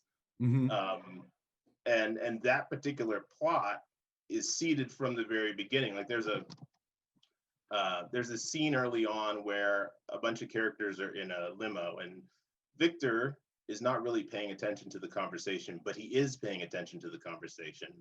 And he lists all these things that are being talked about that he's not really, in this conversation, he's not paying attention. And one of them is Semtex. And that's still in New York. That's still pretty early on. And that becomes important later on. Yeah. And there's also the fact that you kind of have a duality in Victor, in that Victor is supposedly this himbo, right? This not very bright, very attractive, forever looking for sex, forever looking to get high, forever pushing the next limit, irresponsible, but he is very aware of this aspect of himself. It's just kind of this balancing act. And of course you realize later that this whole personality of his is an act, it's a put on. It's something that he's created to be able to survive in this world. But he's sunken into the character, and then it takes a lot for him when things start getting really precarious and crazy, that he has to basically drag himself out of that persona and come up with a new one, try to save his own life. Yeah, it's an interesting thing because like you realize, he's an actor, and he's acting in this movie, and he's got the camera on him, and there's a crew with him all the time. And it's very pertinent, because I don't know if you're watching right now, but it just came out like a few days ago, or yesterday, I think the first episode came out, the new Ken Burns Hemingway documentary. I've seen that people were talking about it, but I haven't seen it. No. Yeah, I just started watching. I've only watched the first episode. There's 3 episodes. They're about 2 hours each. But the thing that I've kind of, about Hemingway when you look into any of his background as well, is that he's doing a very similar thing to this, what Victor Ward's doing in the book, is that, and he gets killed by his own persona because he can't live up to the fake thing that he created. At least what Victor Ward is doing and using in his acting and fame and everything is that by being dumb or playing dumb, there's not a lot of pressure on you. But when you build a famous persona, say of being Ernest Hemingway, all of a sudden when you're not that character anymore, it's inescapable. You've created something too big for yourself. I think Hunter S. Thompson would be another good example. Oh gosh, yes, poor Hunter. Yeah, this is an interesting thing and an interesting thing to add to another level of the book, which again, is just really funny as well, because you get to have the stupid guy jokes and then you get to kind of go back over them and see a whole new light on them right afterwards. So it's just very layered. Yeah, and there's there's certain chapters in there that are like the chapter where Bobby sends Victor to go get Sam Ho from the club. Yeah. And I can't remember. Are they in France at that point? I think. Yeah, that's right. And it's just everything about that. Like when I was reading it this time, I was definitely, and I know we talk a lot on the podcast about the Ellis movies, right? Mm-hmm. And where they worked and where they didn't. I feel like Glamorama would have to be a series. It would have to be like a 3-season adventure, because a scene like that nightclub scene, everything about it, which I felt a little bit like Ellis was like, you know what? I've got to get in everything about England in this decade. I need to get every joke into this little like a compressed little timeline. And that's another thing. Another point I want to just hit on here is like, this book is the 90s. This book is the 90s. There is every major 90s reference that he could throw in here. There's a reference to bad DJs who want to do the Bartman.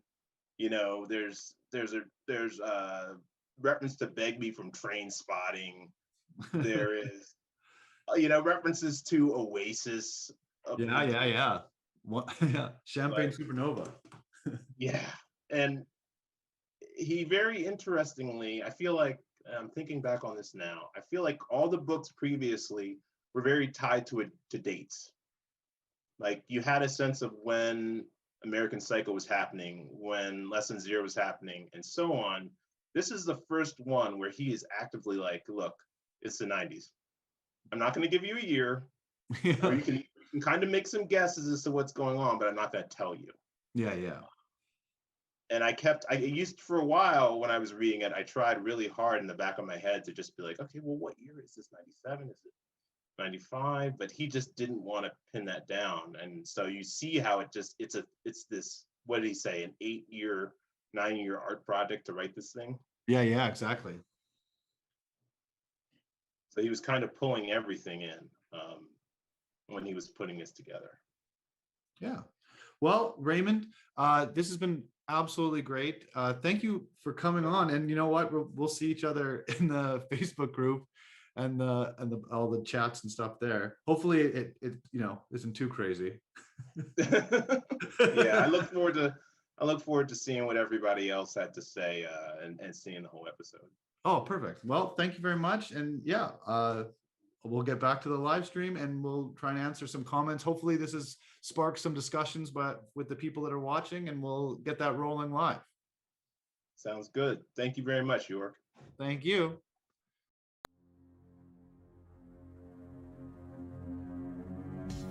Chloe and I went to LA last September for reasons we never really figured out, though in retrospect I think it had something to do with trying to save our relationship. And Chloe was supposed to be a presenter at the MTV Awards, which I remembered nothing about except Oscar talk, Frida Kahlo talk, Mr. Jenkins talk, how big is Dweezil Zappa's dick talk, Sharon Stone wearing pajamas, Edgar Brothman Jr. coming on to Chloe. Only 2 green Fuji fruits in the box I held while spacing out during the ceremony, and it was all really just Cindy, Cindy, Cindy. And in every photo printed of me, and W, and Us, and Rolling Stone, I'm holding the same half-empty bottle of Evian. We stayed at the Chateau Marmont in a giant suite with a balcony twice its size overlooking West LA. When Chloe didn't want to talk, she'd rush to the bathroom, turn on the hairdryer full blast, and point it toward my calm, bewildered face. Her nickname for me during those weeks out there was my little zombie. I tried out for it and didn't get the part of a drug addict's friend in a medical drama pilot that ultimately was never produced, but it didn't really matter since I was so out of it, I even had to reread things Paula Abdul said in interviews. Chloe was always dying of thirst. There were always tickets for some lame-o screening. Our conversations were always garbled. The streets were always inexplicably covered with confetti. We were always at barbecues at her Brits, which were always attended by either Madonna or Josh Brolin or Emil O'Kane or Veronica Webb or Stephen Dorff or Ed L'Amato or Richard Gere or Layla Rochon or Ace of Base, where turkey burgers were always served, which we always washed down with pink grapefruit iced tea, and bonfires were always lit throughout the city, along with giant cones of Gleic lights announcing premieres. When we went to an AIDS fundraiser thrown by Lily Tardikoff at Barney's, cameras flashed and Chloe's dry hand clutched my limp hand, and she squeezed it only once. A warning. When a reporter from E! Television asked me what I was doing there, and I said, I need an excuse to wear my new Versace tuxedo. I could barely make it up the series of steep staircases to the top floor, but once I was there, Christian Slater gave me a high five, and we hung out with Dennis Leary, Helen Hunt, Billy Zane, Jolie Fisher, Claudia Schiffer, Matthew Fox. Somebody pointed someone else out to me and whispered, hey, that piercing didn't take, before melting back into the crowd. People talked about cutting off their hair and burning their fingernails. Most people were mellow and healthy, tan and buff and drifting around. Others were so hysterical, sometimes covered with lumps and bruises, that I couldn't understand what they were saying to me. So I tried to stay close to Chloe to totally make sure she didn't fall back in any destructive habits. And she wore capri pants and Kamali makeup, canceled aromatherapy appointments that I was unaware she had made. Her diet dominated by grape and lemongrass and root beer flavored granitas. Chloe didn't return phone calls from Evan Dando, Robert Towne, Don Simpson, Victor Dre, Fake Mancuso Jr., Shane Black. She was bawling constantly and bought a print by Frank Gehry for something like 30 grand and an Ed Ruscha fog painting for considerably more. Chloe bought Lucien Gou's Shogun table lamps and a lot of iron baskets and had it all shipped back to Manhattan. Rejecting people was the hot pastime. We had a lot of sex. Everybody talked about the year 2018. One day, we pretended to be ghosts. Danny Jansen wanted to take us to mysterious places, and I was asked by 4 separate people what my favorite land animal was, and since I didn't know what those were, I couldn't even fake an answer. Hanging out with 2 of the Beastie Boys at a house in Silver Lake, we met a lot of crew-cut blondes, and Tamara Davis, and Craig Kinnear, and David Fincher, and Perry Farrell. Yum, ice was a constant refrain while we drank lukewarm Bacardi and Cokes and bitched about taxes. In the backyard, a pool that had been drained was filled with rubble, and the chaise lounge had empty syringes scattered all over them. The only question I asked during dinner was, why don't you just grow your own? From where I stood, I watched someone take 10 minutes to cut a slice of cheese. There was a topiary in the shape of Elton John in the backyard, next to the rubble-strewn pool. We were eating Vicodin and listening to Nico-era Velvet Underground tapes. The petty ugliness of our problems seems so ridiculous in the face of all this natural beauty, I said. Baby, that's an Elton John topiary behind you, Chloe said. Back at the chateau, CDs were scattered all over the suite, and empty Federal Express packages littered the floor. The word miscellany seemed to sum up everything we felt about each other, or so Chloe said. We had fights at Shia Brasserie, 3 in the Beverly Center, 1 later in the Colonial at a dinner for Nick Cage, another at House of Blues. We kept telling each other it didn't matter, that we didn't care, fuck it, which is actually pretty easy to do. During one of our fights, Chloe called me a peon, who had about as much ambition as a parking lot attendant. She wasn't right. She wasn't wrong. If we were stuck in the suite of the chateau after a fight, there was really no place left to go. either the kitchen or the balcony, where two parrots named Blinky and Scrubby the gibbering idiot hung out. She lay in bed in her underwear, light from the TV flooding the darkened suite, the cocktail twins droning from the stereo. And during these lulls, I would wander out by the pool and chew gum and drink Fruitopia, or reading an old issue of Film Threat, or the book Final Exit, rereading a chapter titled Self-Deliverance via the Plastic Bag. We were in a non-zone. 10 or 11 producers were found dead in various Bel Air mansions. I autographed the back of a Jones matchbook in my nearly indecipherable scrawl for some young thing. I mused about publishing my journal entries and details. There was a sale at Maxfield's, but we had no patience. We ate tamales and empty skyscrapers and ordered bizarre hand rolls and sushi bars done up industrial chic decor, and restaurants with names like Muse, Fusion, Buffalo Club, with people like Jack Nicholson, Ann Magnuson, Los Lobos, Sean McPherson, a 14-year-old male model named Dragonfly who Jimmy Rip really dug. We spent too much time at the Four Seasons bar and not enough at the beach. A friend of Chloe's gave birth to a dead baby. I left ICM.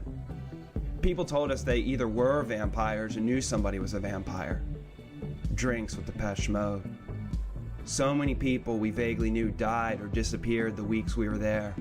Car accidents, AIDS, murders, overdoses, run over by a truck, fell into vats of acid, or maybe were pushed. That the amount of funeral wreaths on Chloe's visa was almost $5,000. I looked really great.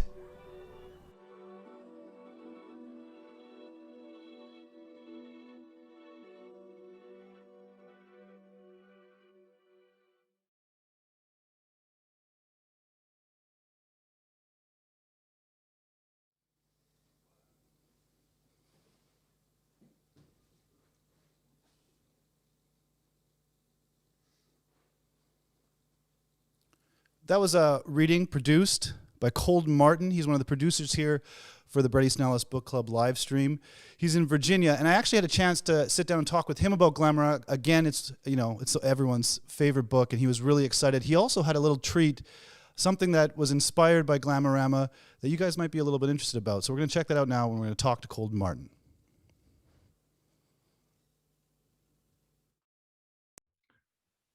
Hey, we're here live with the producer and the person who does the readings for the Bret Easton Ellis Podcast Book Club, Cold Martin, and we're here talking about Glamorama.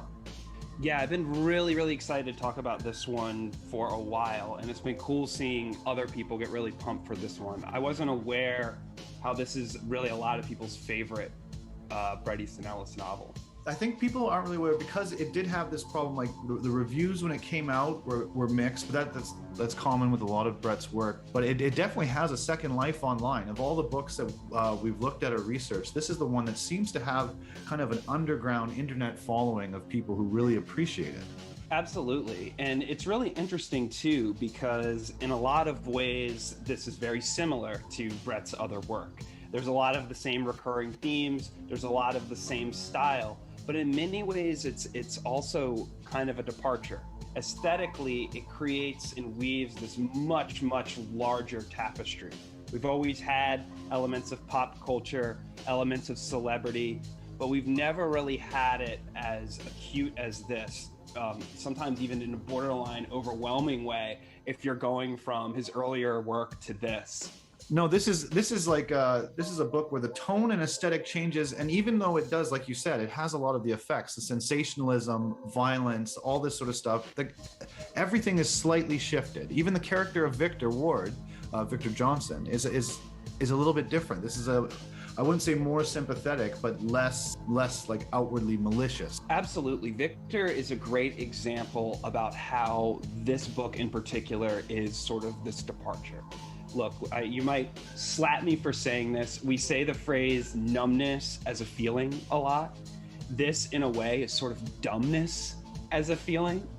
Because, look, we've had really vapid characters before. We've had unreliable narrators. We've had these sort of twisted perspectives that may or may not be exaggerated, but never to the degree of Victor's.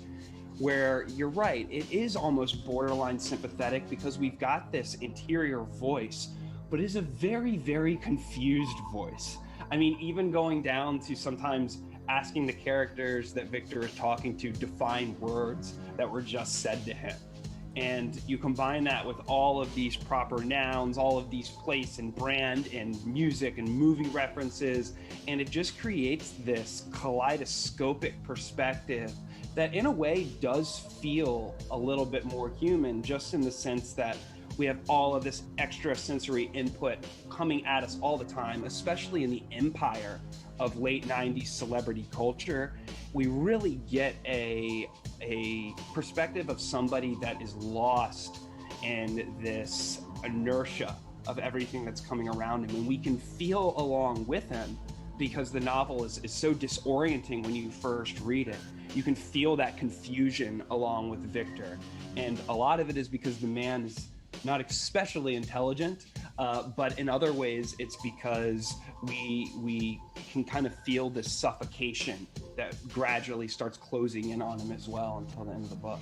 Yeah, there is something about this that is you do relate to, even if you don't, if, you know, like you said, like even if you're not like this character, he is more, I guess I said sympathetic, and that sort of dumbness as a feeling. I've always wondered why Bret is so interested in this. Right. And even more so in this one, in highlighting that vacancy or highlighting that vapid perspective that we've seen before, it's taken a step further because Victor's entire world is this projection. It's informed entirely by the language of film or music video, and even the things that he says are just most frequently song lyrics. Yeah. And everything is just this regurgitation where nothing is original, where everything has been said before, and our existence is defined by how we remix this thing. I was reading a review about this, and I thought this just really summed it up really well, is that Glamorama isn't merely concerned with the superficiality of American culture, which we've seen before in his work, but also the way in which the whole of reality is structured within the context of this culture. So in another sense, reality is entirely choreographed, fabricated, and easily manipulated right alongside Victor. And instead of saying that, you know, this celebrity or all of these cultural elements are these external factors that we see, and it's really the opposite, where our lens, our viewpoint on the world is entirely through prefabricated means. Exactly.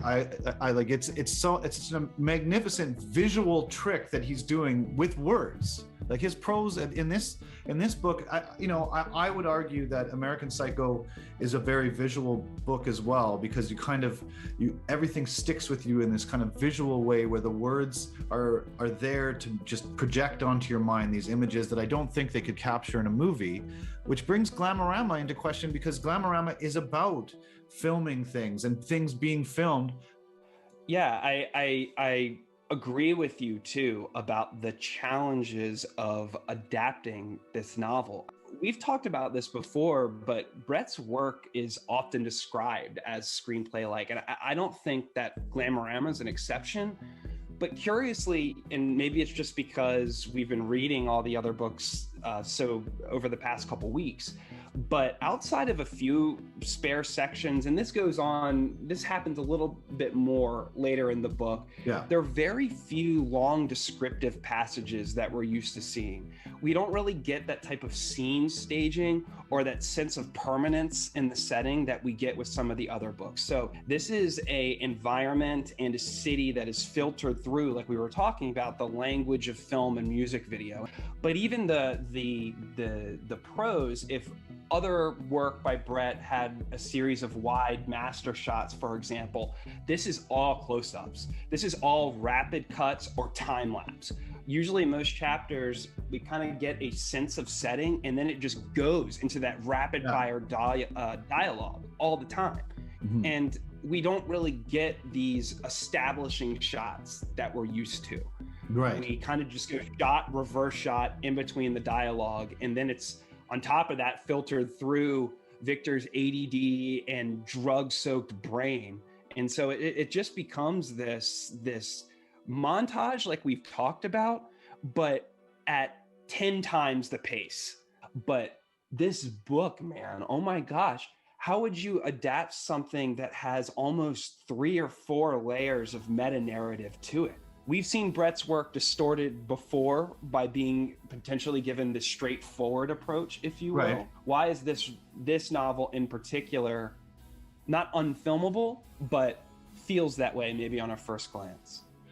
Is the point of Glamorama the kind of the unknowing about this pelican and this thriller aspect that's behind it, and terrorism?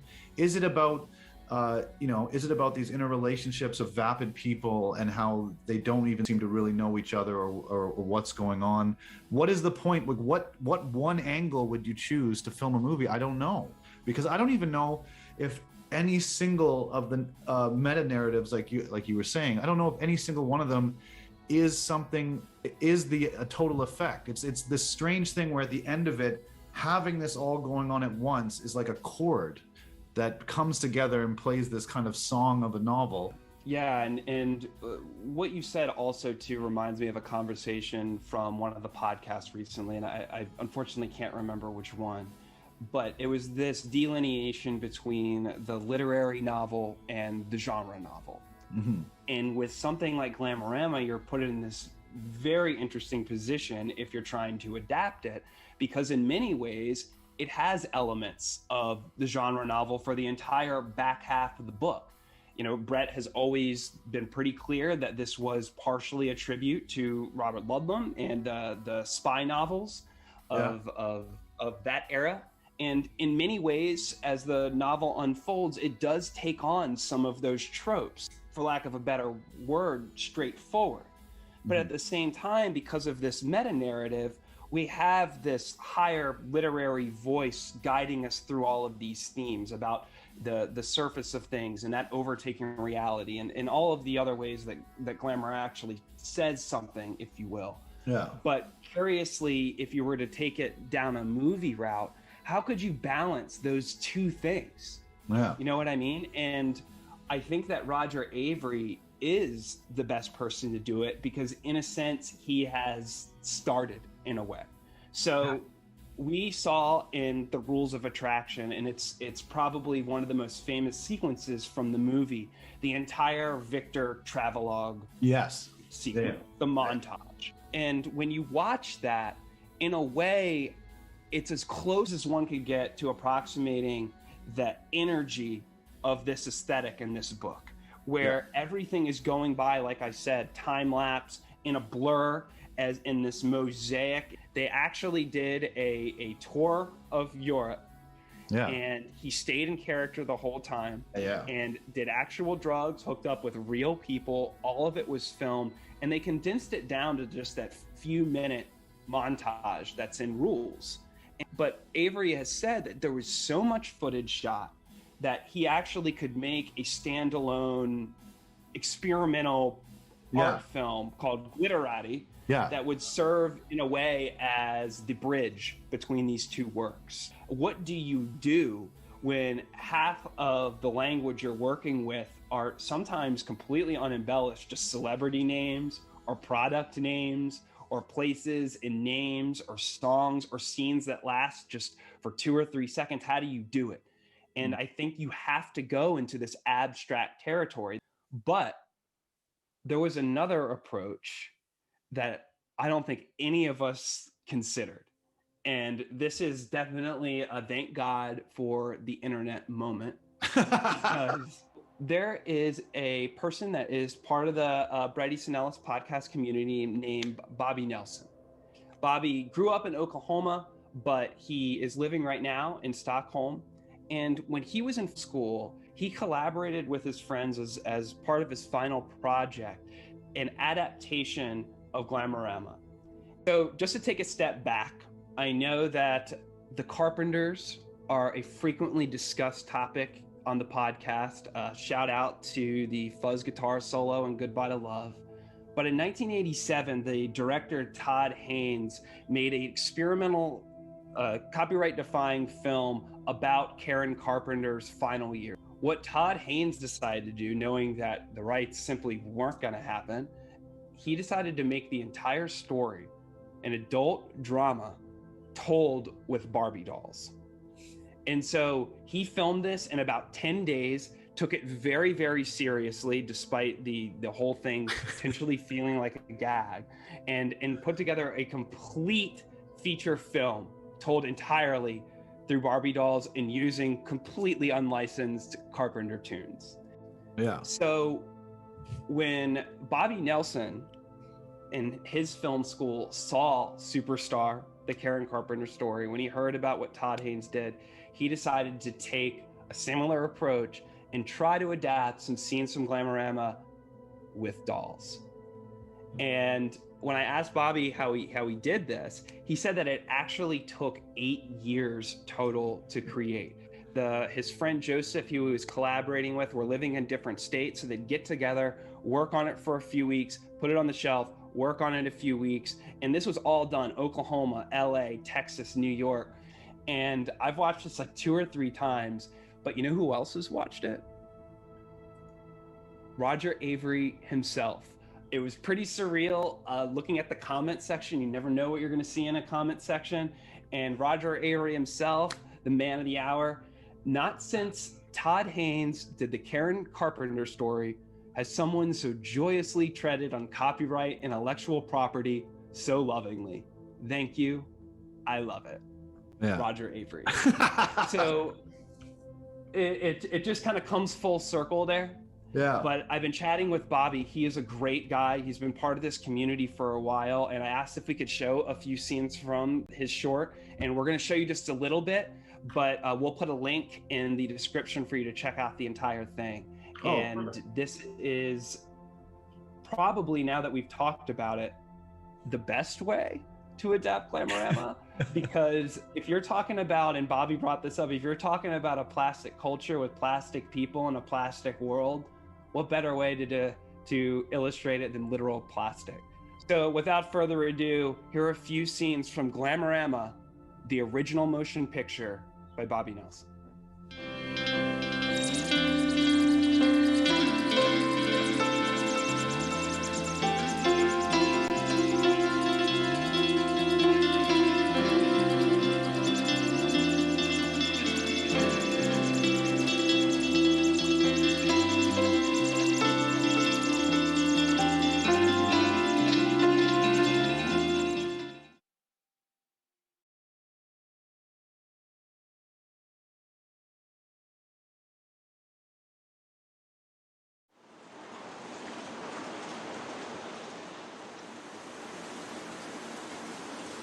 I don't mean to be a drag, JD, but what's up with all the metal detectors in the foyer? And please spare me the long version. Lighten up, Victor. We need some kind of security. Do you think this is a party for felons? Victor, Allison Pool's on line 1. Allison Pool on line 1. Don't you think hooking up with Damien's fiance could become a hazardous situation? Hazardous for who? For all of us, Victor. Christ, I wish you'd get with reality. Hey, the reality is you've got a long list of things to check. Get on it.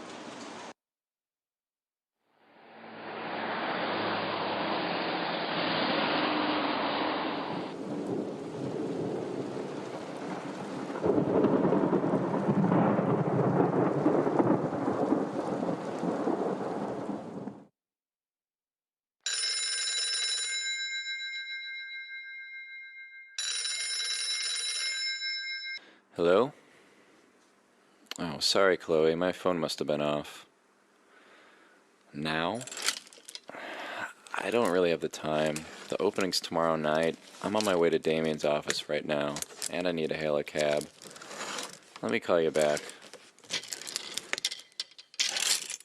I almost forgot. You've got to see this dress Damien got me for the club opening. I gotta meet that Goomba in half an hour. Mind if I grab a shower? So yesterday, I wanted to fuck about 20 different strangers. You know, just girls I'd see on the street. This one girl, the only dumpy girl of the bunch, the only one who couldn't tell Versace from the Gap. She's the only one who would talk to me. And I tried to motion to her like I was mute, you know, like I couldn't speak. But get this, the girl knew sign language. I tell you, Victor, the world's full of surprises, some of them not so pleasant. The whole ordeal really bummed me out. I felt really old. Come on, you're only 28. Yeah. Anyhow, you psyched about tomorrow night? Yeah, definitely. Opening this club, Victor, it's like making a political statement. I hope you know that. When I walk through the club, I want to sense sex all around. I want to feel compelled. It's not just a club, Victor. It's an aphrodisiac. So is everything going as planned? Are there any imminent disasters I should be apprised of? No. I knew I could count on you, Victor. By the way, I have to ask you something. Yeah, sure. Are you fucking my girlfriend? What? Jesus, what are you talking about? I'm just joking with you. Everybody keeps telling me these nasty rumors, but there's like no proof. I wouldn't even touch her, you know that. Yeah, I know. What would you want with a nutcase like Allison when you got Chloe Burns? Chloe Burns, man! How did you do that? Anyhow, I gotta go play golf. You've got my suite number in case you need to reach me. I'll let you know if anything comes up.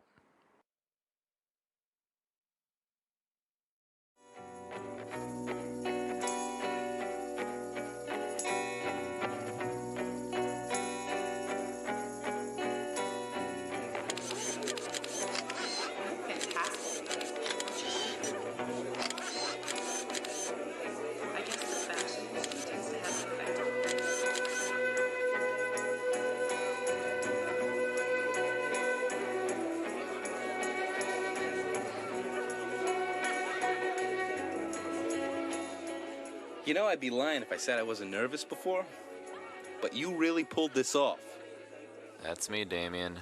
All do's and no don'ts. Several investors have placed big bucks in this place. I see a lot of opportunity here for the both of us. Oh my God, if I have to have one more conversation about Pilates or Botox, I'm going to puke. I know, babe. After I greet a few more guests, then we'll go.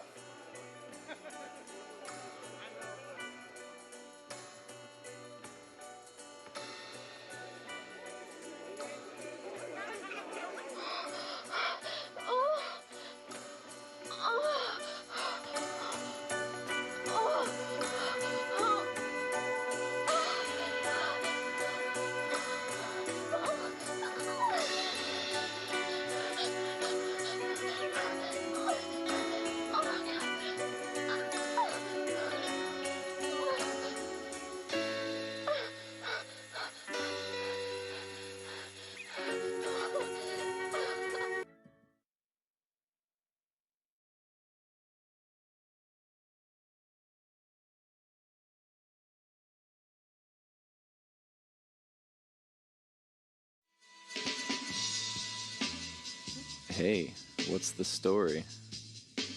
I'm not signing any autographs tonight. That makes two of us. Do we know each other? Victor Ward, Camden College. I thought it was Victor Johnson. Had to change it, you know. PR thing. You mean your dad made you change it? Anyway, I know a good after-hours bar nearby. Do you still like mojitos?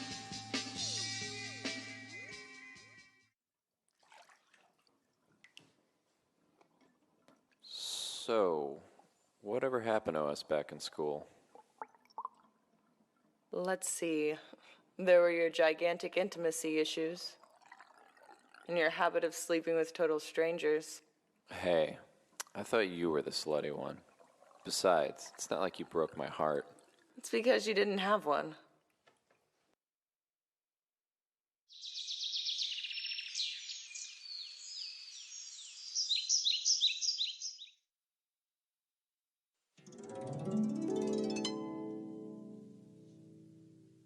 Oh, hey, you're Victor, right? It's good to meet you.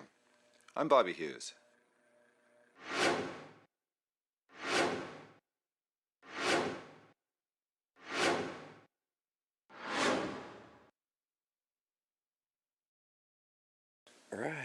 Right. I know you are. Did Jamie already take off? She'll be back anytime. I take it you two know each other from college? Yeah, we actually dated a long time ago. Really? So it's sort of like a reunion.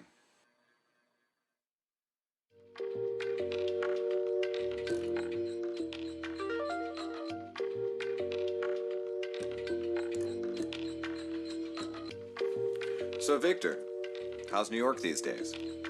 It's all such a drag. Young people are such idiots, you know?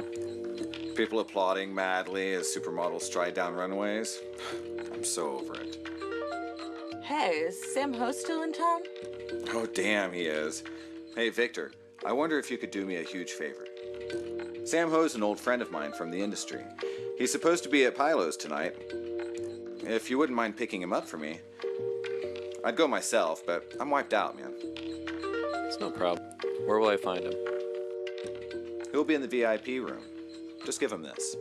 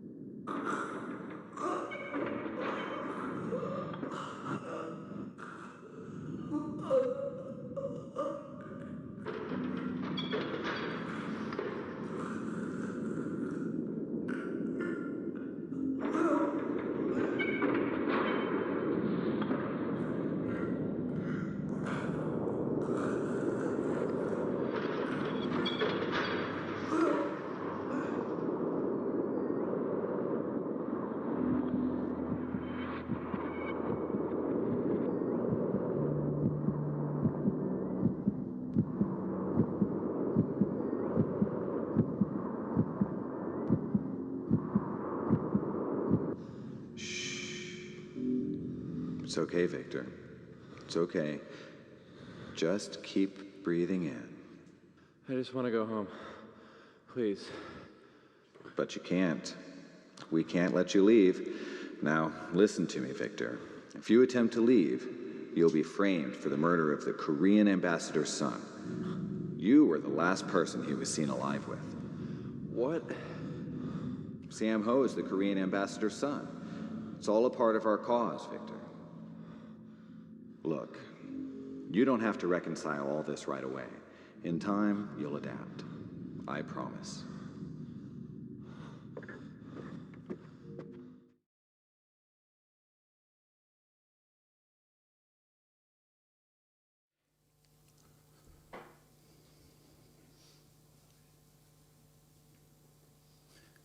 And that was Bobby Nelson's film, Glamorama with Dolls.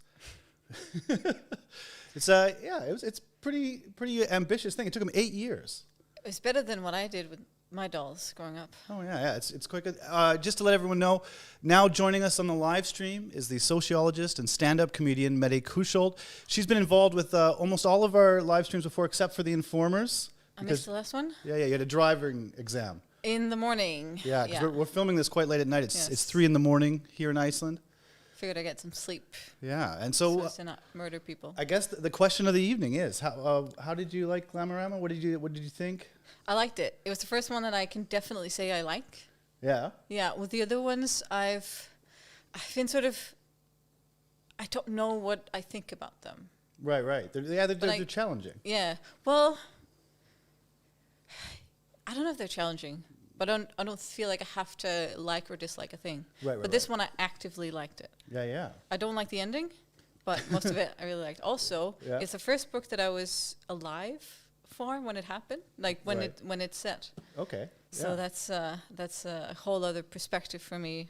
I get a lot of the references in this one. Yeah. And what was some of your favorite parts in the book? You got some markings here.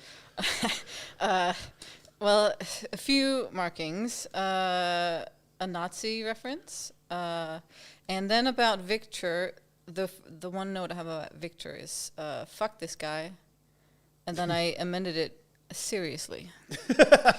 Seriously, fuck this guy. It's the scene in when he comes into Lauren's apartment in the beginning, and she actively tells him to leave, like with words. You need to leave. I don't want you. You need to leave. And he's like, "Oh, this is a cue to get in your bed now." Yeah. And then, they have sex, but I feel like, from Lauren's perspective, I think she's just sleeping with him to get rid of him. Right. Is my take on it as a woman. Of course.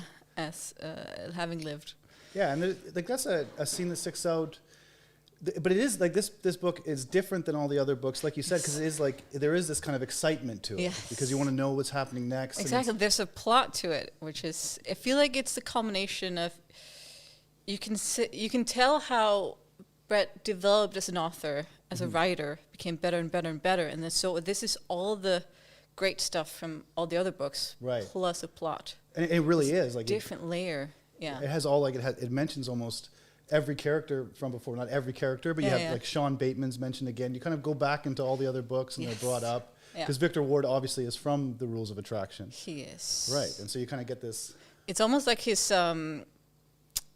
second Euro trip.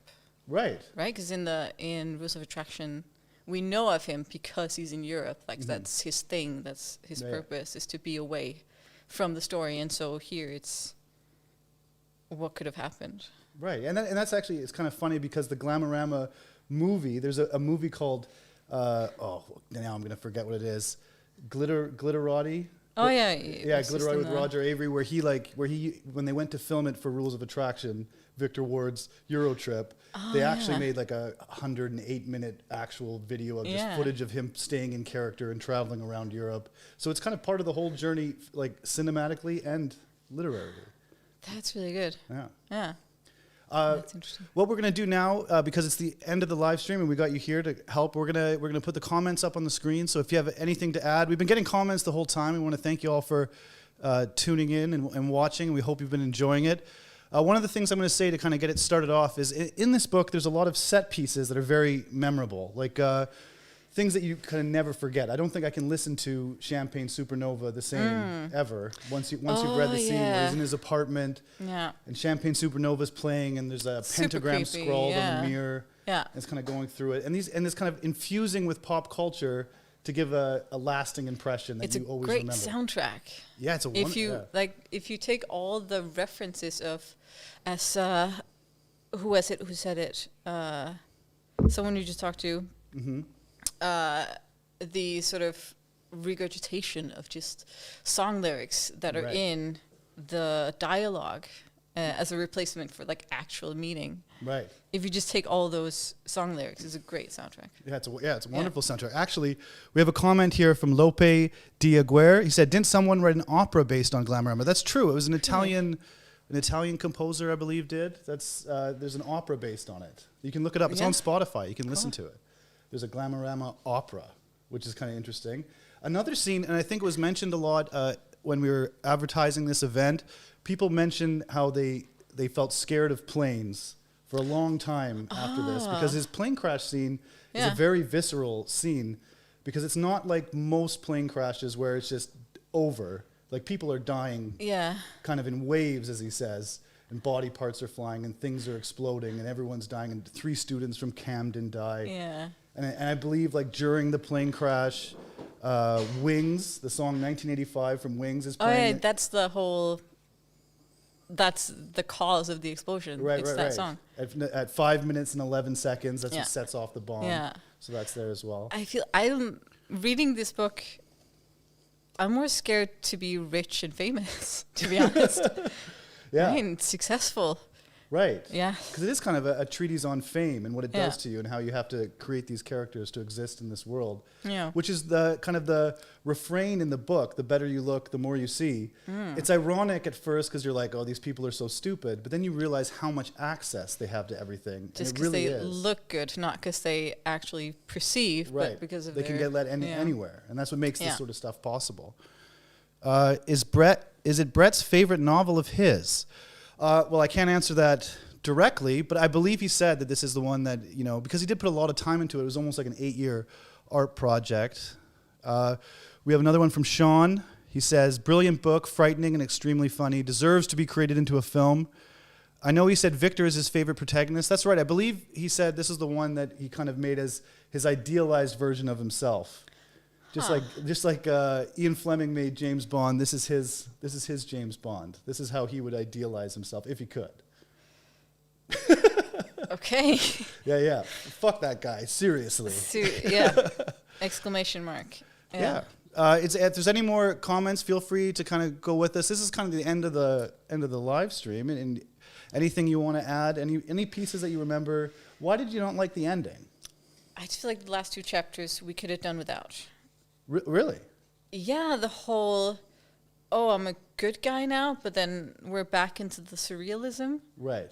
I just don't get it. Like, I don't need it. For me, it could have ended with a plane crash and the canceled sign for the JFK, like for the flight for JFK airport. Yeah, there's, I kind of like the way it goes in this way because it leaves you with a more unsettling feeling. You're kind of stuck not knowing exactly. No, but I like the unsettling feeling of the plane crash and then nothingness. Right. Instead of, then are we going back into this whole world, or is he Victor Johnson now and a reformed citizen and a student and a serious guy, or what's going on? Well, yeah, the chapters are counting up. This is everything else has been counting down, and then finally it's because he's kind of getting out of this situation in that way. But another thing, just because we do have people commenting from around the world, what's interesting is this book does travel, and it manages to take the 90s everywhere. Like, it comments on... We're in Iceland twice? There's almost every reference to England that you could have. I think Bagby from Train Spotting's even mentioned. Oh, is it? Yeah, but he's been in Iceland twice in the book as well. Yeah, well, people in the area. And yeah. Björk is there somewhere. Yeah. It covers kind of everything. You have a plane crash in France. You have England. You have LA again. You have New York. Yeah, it's a very, like, he made the international metafictional thriller. Yeah. But would you say this is your favorite book of his now that you've kind of been reading through it? Definitely. This is a surprise because Bret has said that it never got the money back on the advance because it came out at a weird time. And I said it before, it is a book that it seems so immediate for that time and then prescient for this time that it's almost more like you can appreciate it more now. Like the idea of deep fakes and things like that. Could you say that about everything he's written?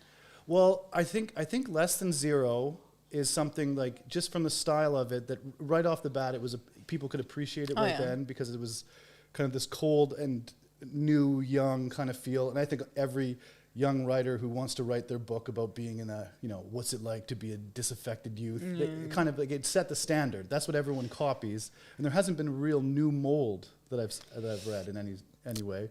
American Psycho with the sensationalism, it was I think ahead of its time as well, because no one would have thought that is what the future would be like in the way that people thought. Yeah, some nice Iceland shout-outs. Brad Coy. Are you all associated with Bret Easton Ellis? Associated, if you mean that we are on the book club live stream, then yes. Associated as in personal friends. No, we're in Iceland. We've never met him. No. No, we're just we're doing this because it's we decided to take on this project to kind of have fun, enjoy it, and read and see what happened. That's kind of the whole thing. It has been fun. Can we say that about everything? Well, science fiction is dead. Create channel that says science fiction is dead. Okay, well, I don't know. I don't know if that's true. If there's any more comments, everything BEE writes ages well. That Arthur Mercado, that's something that is true, is that you don't get the sense that you couldn't read this in 20 years or 30 years. And it doesn't have like, it doesn't seem to have lost its ability to still represent something that you understand.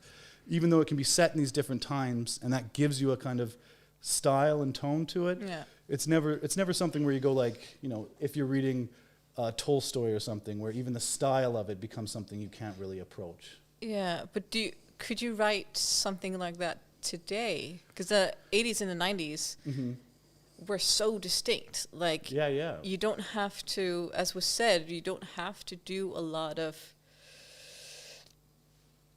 placing. Like, you can just mention the things that are going on, what people are wearing, what people are saying, and you sort of know that's in the 80s or the 90s. Right. But if you were to write a book today, you would probably maybe need to include more stuff about this is where it's at, this is why I'm writing this book. Right. Yeah, I guess because everyone's kind of like a copy of a copy. The styles are kind of mixed all the time. They come back in fashion. And we're kind of spread out because of online. When there was like I said at the very beginning, this peak empire thing. This is when the Backstreet Boys would sell 1 million physical copies in the first day of releasing an album. Now everything is kind of spread out online. There's all these kind of tribes of people that are into things. There isn't this kind of monoculture, or at least world culture, where people are all looking for the same thing. So it would be hard to represent. How would you represent even the difference between Iceland and LA right now is probably more different than what people consume than it would have been, 10 years ago. Yeah. It's just an amazing, insightful parody about culture at the moment, as big and pompous as it was in the mid-90s, yes.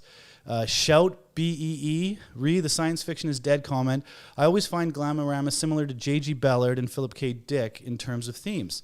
Yeah, that's that is something, I've noticed that as well, but I don't think, because Bret has mentioned it in the Q&As and things like that he's not really a J.G. Ballard fan or something like that, but I have found that they have these similar things they cover in completely different ways. I don't know if you know. No, it's but Bret doesn't have input. Oh, that's just FYI. For another comic. Someone said you can absolutely write Glamorama today and have it be more outrageous and over the top, because that is what the current media landscape is. Yeah.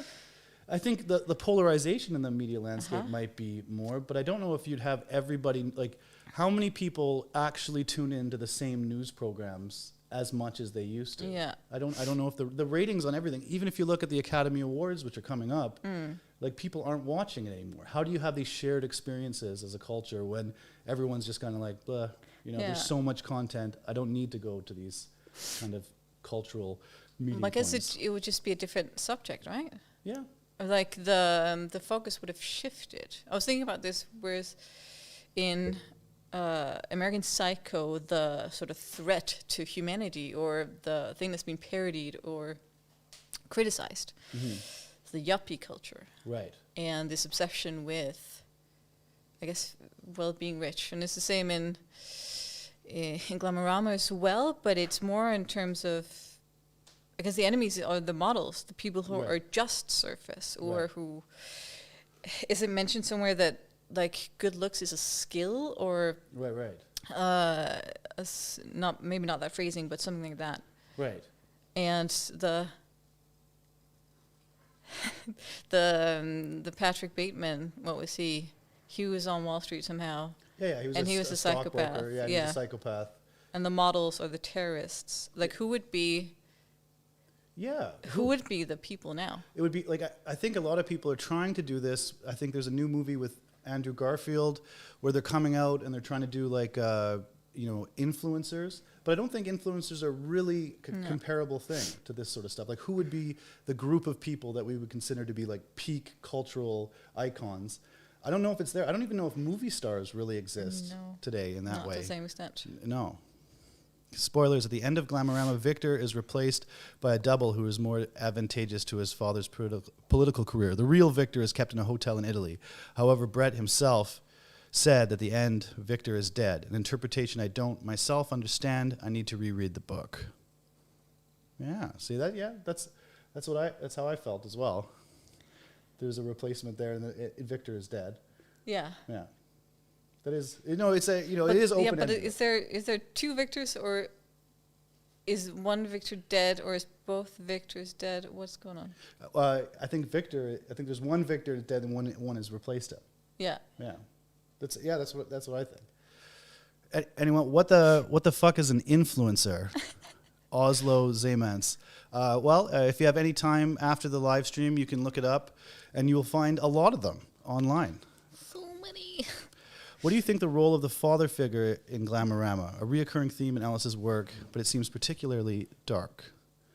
There's a father figure, in Clay, and in The Informers, there's a chapter where they go to Hawaii and they have the father figure. This seems to be something that's through. But like you mentioned in one of the live streams before, it is about authority figures letting you down. Yeah. And this is a common theme throughout Bret's work. Yes. In this one, it's probably, apart from the dad, which is a theme, as I said. Here's probably the agent quite early on who calls him Dagby and He doesn't know who he is and then pretends that he's somewhere he isn't. Yeah, that's right. Yeah, right at the beginning of the book. It's something like right off the bat, the people who are supposed to be taking care of him, again, are letting him down. We're just going to take, I think, just one question now. We're getting pretty late now. Jesus, it's 3:15 in the morning. Glamorama is a total classic, brilliant and wilder than hell. Bret is a master of decadence, mood, and finding the beauty in total chaos. Perfect. Yeah, I think that's... I am an influencer. Great. So there you go, Oslo. There's a guy there for you. Other than that, I think we've had a pretty good time. Yes. It's getting, we're getting long in the tooth here. It's a little bit late. I hope you guys had a really good time watching. Thank you for tuning in. Remember, you can always, if you're purchasing books from the Bret Easton Ellis shop on the BretEastonEllis.com, you can use the discount code The Better You Look. Other than that, thank you to Anthony Jeselnik, Jay McInerney, Raymond Cummings, Colden Martin for all the work they did on this. And this has been produced by myself and Todd Michael. And as well, a big thank you to Brecky, the person who directed the intro, and to Alexander Kirchner for bringing the models and all the fashion stuff for that intro video that was way over the top. Thank you, guys. And I hope you guys have a wonderful night. And a big thank you to the guy running the live stream here, Dagger. You've been doing a great job all night, and I hope you guys tune into the next live stream, which is Lunar Park, and we got some great guests and a lot of fun. See you next time.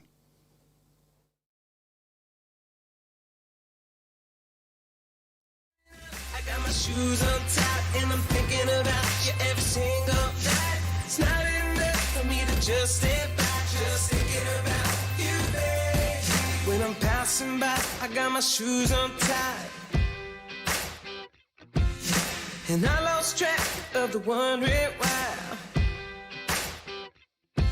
When I think about it, makes me think I'm right. Wonder about it and I don't know why. Won't you tell me, baby? I'm over and out, I got my shoes on tight, and I'm thinking about you every single night. It's not enough for me to just stay back, just thinking about you, baby. I'm over shoes on tight, and I hold the answer to your question why. Tell me you left me and I won't lie.